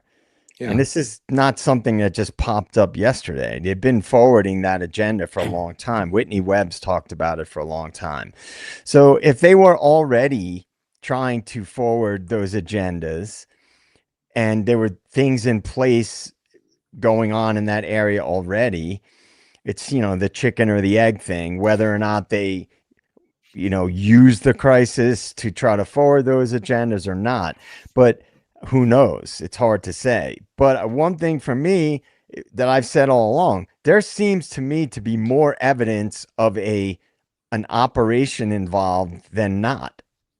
Because you can use that logic to explain so much of the bullshit, the inconsistencies, why the the surviving roommates weren't even pressed about their stories that were largely inaccurate, So to me, when there's like an obvious collusion going on to stick with this one story, including books being written that push this narrative, the mainstream media all being in lockstep, all the shadiness surrounding things that weren't looked into, to me that points to an operation, in my opinion. Now, I don't think it's out of the question that an operation was carried out to forward agendas, because to me, it's done all the time. So that like literally it's done, and it has been done throughout history all the time to forward agendas. So I guess it has to do with what I've been aware of and the way that I view things. Rather than just looking at it as a true crime case, I look at it as like, I believe this was an operation. Now, I don't know. I can't obviously provide any much specific information because most of us have just only gotten the information that we've been told and what we've looked into. But carrying out an operation to forward larger agendas I wouldn't even bat an eye if we, in 20 years, we found out that that's a whistleblower came forward and that was the case. Wouldn't surprise me in the slightest bit. Yeah. So, I mean, go ahead. I was just going to say, if you want to add to that first, I understand. There was another piece of information about Idaho I was going to throw at you that I thought was real interesting. It just kind of came go out ahead. a little bit ago. So you guys all know about the lawsuit with EWE, the whole where they're records requests and stuff like that that's being denied here and there and all over the place. The ones that are getting pissed off because they can't get FOIAs. Yeah. So Kathy's Indie Zone is another channel I've been telling people repeatedly to go check out, subscribe to, because she puts out a lot of information, explains things within the documents and lawsuits and stuff. So interesting enough, I'm just going to read a piece of a transcript to you about something that I just read that I think is very interesting. Okay. Mhm. So it says, withheld information EWA Media has sought via official public records requests concerning the Idaho 4 investigation into the crimes at 1122 King Road and specifically investigation material. Dealing with Brian C. Koberger, one of the issues raised is that some of the agencies, such as the Pennsylvania State Police, that the Moscow Police Department worked with in order to help them at the arresting stage, for example, has not been released, but which we all know Pennsylvania has not released anything, and they refuse to. Nope. Um, uh, alleging in their petition that they requested information. One is the interview with Mr. Koberger that took place at Pennsylvania State Police Barracks shortly after Pennsylvania State Police arrested Mr. Koberger. Not because of anything that he had done wrong in the Commonwealth of Pennsylvania, but because they were assisting the MPD department. And that arrest happened in the early morning hours of December 30th of 22 in Monroe County. 1 minute. Sorry, you guys, I have to move it up. In Pennsylvania. Shortly thereafter, Mr. Koberger was taken to Pennsylvania State Barracks, where he met with Detective Brett Payne, lead detective for the Moscow PD, alongside Representative Idaho State Police, which would be Darren Gilbertson. Now, according to the information, the narrative that Detective Payne wrote about this interview, written the better part of a half a year later on May 10th of 23, which is insane to me. He's describing the fact that on December 29th of 22, ISP Detective Gilbertson, Federal Special Agent Shirley, and he arrived in Albrightsville, Pennsylvania, in preparation for the service of the arrest and search warrants for Koberger at his family's residence at the address redacted. We all know what that is. 1 minute here. In Albrightsville, Pennsylvania. After several coordination meetings, Gilbertson, Special Agent Shirley, and I drove to Pennsylvania, so on and so forth, blah, blah, blah. I'm trying to get to the point here. The date of the travel is December 29th. This is the date the criminal case was opened. Okay. With Mhm. the filing of the statement of Brett Payne asking for a warrant for Mr. Koberger's arrest, which was issued that day by none other than Judge Megan Marshall, who served as the initial jurist in the case, and she also found probable cause based on what? The statement of Brett Payne. If we go into paragraph 2 at approximately 200 hours, this is 2 a.m. in the morning of December 30th. Koberger was brought to the Pennsylvania State Police Barracks, placed in the interview room. The interview was recorded on the bulletin video system at the barracks, as well as Detective Gilbertson's pocket recorder. Okay. Gilbertson and I were in the interviews present. This is a summary of their interview, blah, blah, blah, so on and so forth. Full interview transcript will be attached to the case file, ladies and gentlemen. I'm going to stop here. Okay. And that's where she stopped. Where is it? And why is it not being put out? They have it, and they have everything else that they've given us. Where is it and why? This is an issue. EWE is suing about this as well, because they refuse to release this for some reason, but they can release all these other ones. What are they? See, I'm pointing this out because I think this is here. There's something in this interview Yeah. Yeah. Mhm. Yeah. they don't want that we can't see. Okay, Yep. that's how I see this. Mhm. Pennsylvania PA said they refuse to release this. Why? Yeah. It's And if it's that's ridiculous. if that's the case, because the interview was done by MPD and ISP officers, how can Pennsylvania withhold this? Right. That makes It, no it, sense. They it shouldn't be makes able to, because none. if it was Moscow police that did the interview, then it should be able to be released. That's Yeah. exactly my point. I'm And so where's this? tired of the irritating fuckery they put everybody through. It's ridiculous. And you know, Yeah. I think I'm going to make a prediction. This way, people can shit on me, but it probably won't happen for years. But I'm ready. I Here's think that what is just happened in Idaho, where stopping people from FOIAing the photos and crime scenes, stuff like that, autopsy stuff. that is just the beginning, and it's going to, in my opinion, lead to preventing other FOIA requests. Of course it is. Because Yeah, definitely. and again, I'm sorry to sound like a broken record, but I always say, don't look at the crime itself. Look at what happens as a result of the crime. If you want to, because what happens is most people look at things in terms of weeks, months, maybe a year or two. The power structure does things, they look at things decades in advance. They have agendas that go decades down the road, and it's always been that way. So I always try to look at, well, what happened as a result of this case? What legislation was passed? Or how has the public opinion shifted as a result of certain cases or just high profile events in general? So Yeah. I think this is why I don't trust certain people in the periphery of this case, because if there was an operation involved to forward agendas, that would imply that people in the periphery were involved, could have been involved in that, the bigger picture. And now they're being used to forward agendas. Yeah. And I think I'll never stop thinking that way. People can disagree with me all they want.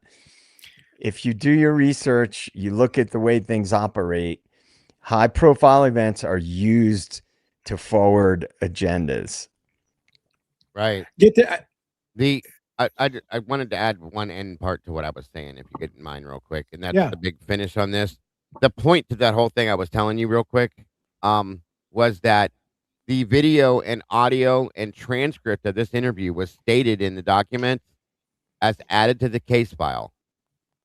So in turn, it implies or very strongly suggests that the video and audio interview of Mr. Koberger has Is been in there. the case. It's been in the case file since at least May 10th of 23, you guys. Where Oh, the wow. fuck is it? Where is Right. it? We can't. Why are we can't not get it. seeing They won't- it? Right. We won't be able to get a hold of it, but it's there. Yeah. But it's been there. It's there actively. All they have to do is release it so we can see it, but they refuse to do it, which tells me there's something in that video that absolutely goes Yep. completely against the grain of what Yeah. happened Yeah. in this I investigation. bet you if Of he course. looks sympathetic, he'll look like he didn't do it, and they don't want you to see that. Well, no, it may be Right. more than that, Lee. That's at the very weekend of it. Yeah, it could be Right, right. something else that was said or done that we're not supposed to see, in my opinion. Well, if there was a handler involved, and and it was related to national security, they're never going to let that go. Of course, but it exists. There's my biggest issue right there. They can never tell us it doesn't exist because it's right there. Okay, and 100%, I want to see it. I So do. I want to see it. don't they have to give a legal reason why they won't release it? They haven't yet. They just said that Pennsylvania doesn't have to because of their law or some dumb shit like that. What? So I'm gonna. I want to wrap up for the night, but I want to end with just an example that happened to me today. So I submitted a public records request to a coroner's office in Washington State, Whitman County, and so now I can send a certified letter to them, but they ask me, please submit your request via our web portal, which a lot of places do that. They want you to do it, and it sucks because they can't legally force you to use whatever they want you to use. Right. But they ask. So I use their web portal, and their web portal gives me an email address, and it gives me a form I have to print out in PDF. So I printed out their form in PDF, and I filled it all out, and I sent it off today to the email address they got me. I got not bounced. I got a rejection letter from their email saying, we received it, but we don't accept it because you sent it from Office 365. And so we don't accept email from Office 365 because our spam filter won't open up. And I'm like, and so I asked for follow-up, and it's like, they can't reject you because you sent it from Microsoft Office, but I got to send it now and resend it through Gmail because we got your email, but we're not going to open it because it came from Office and we don't like Office. So send us another email. I got to play these fucking games with these departments all the And time. that's what they're doing. It's another excuse, in my opinion, Lee. Another excuse. Maybe because Gmail, it's not as secure as Office. It's like you can. Right. I think with Office you can hide where it's coming from, and they want to Yeah. know who's sending it. And Yeah. Gmail is not that secure whatsoever, so it'll send all your details with that email. Well, they Isn't don't that want it. lovely? They don't want you to be able to hide from them. Period. They don't Yeah. want you. They want to know everything about you, but you know nothing about them. Yeah. Period. Right. Right. Yep. All right. Well, Claire, thanks for coming on the show tonight. I'm going to go ahead. Oh, and you're welcome. Thanks for having me. Yeah. Have Always a great good one. to hear from you. Thanks, Claire. All right. You. Good night.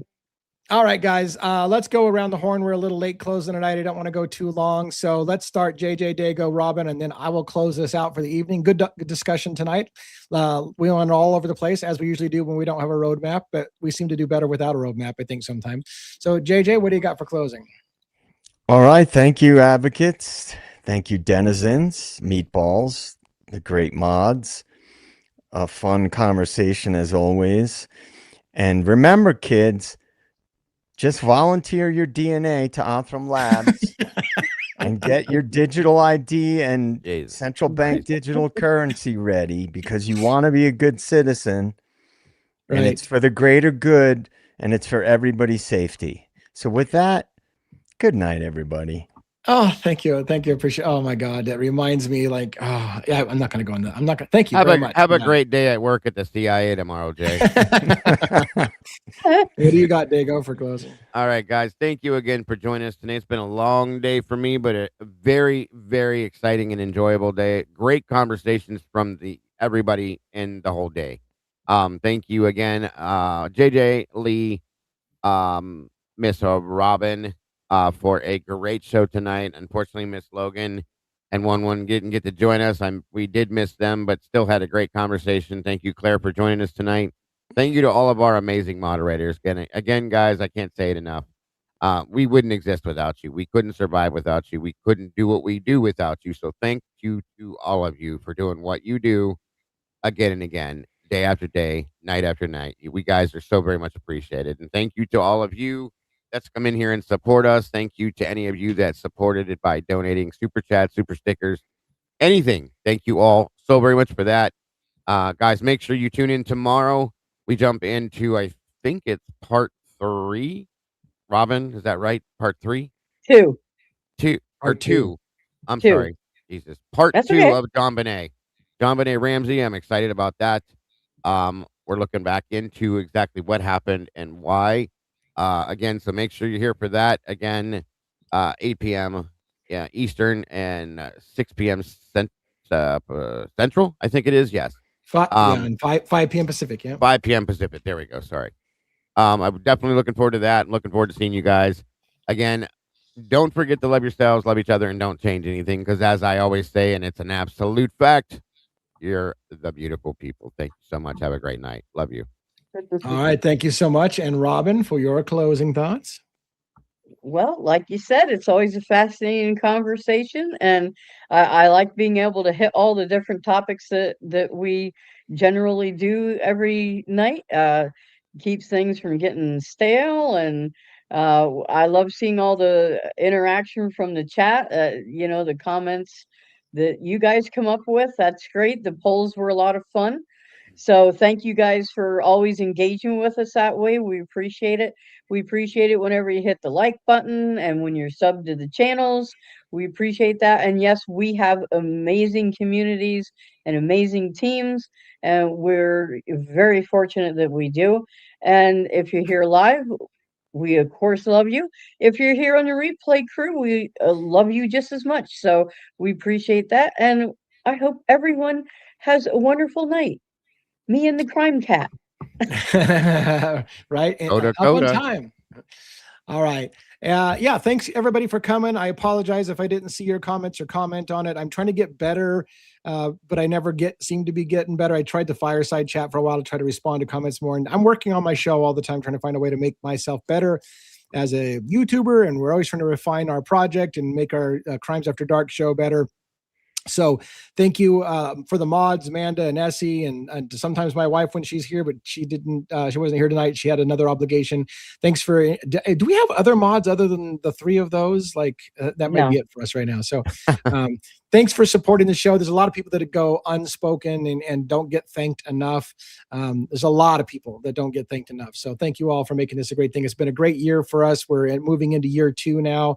I feel like good things are on the horizon. So stay tuned and check them out Sunday night. I take Sunday night off so I can do some other things, but they got great stuff coming on for Sunday for the JonBenet Ramsey stuff. And then I'm back on Monday. And so we will see you all later, hopefully tomorrow night for the show. See you later. Good night, everybody. Good night. Have a great night, folks.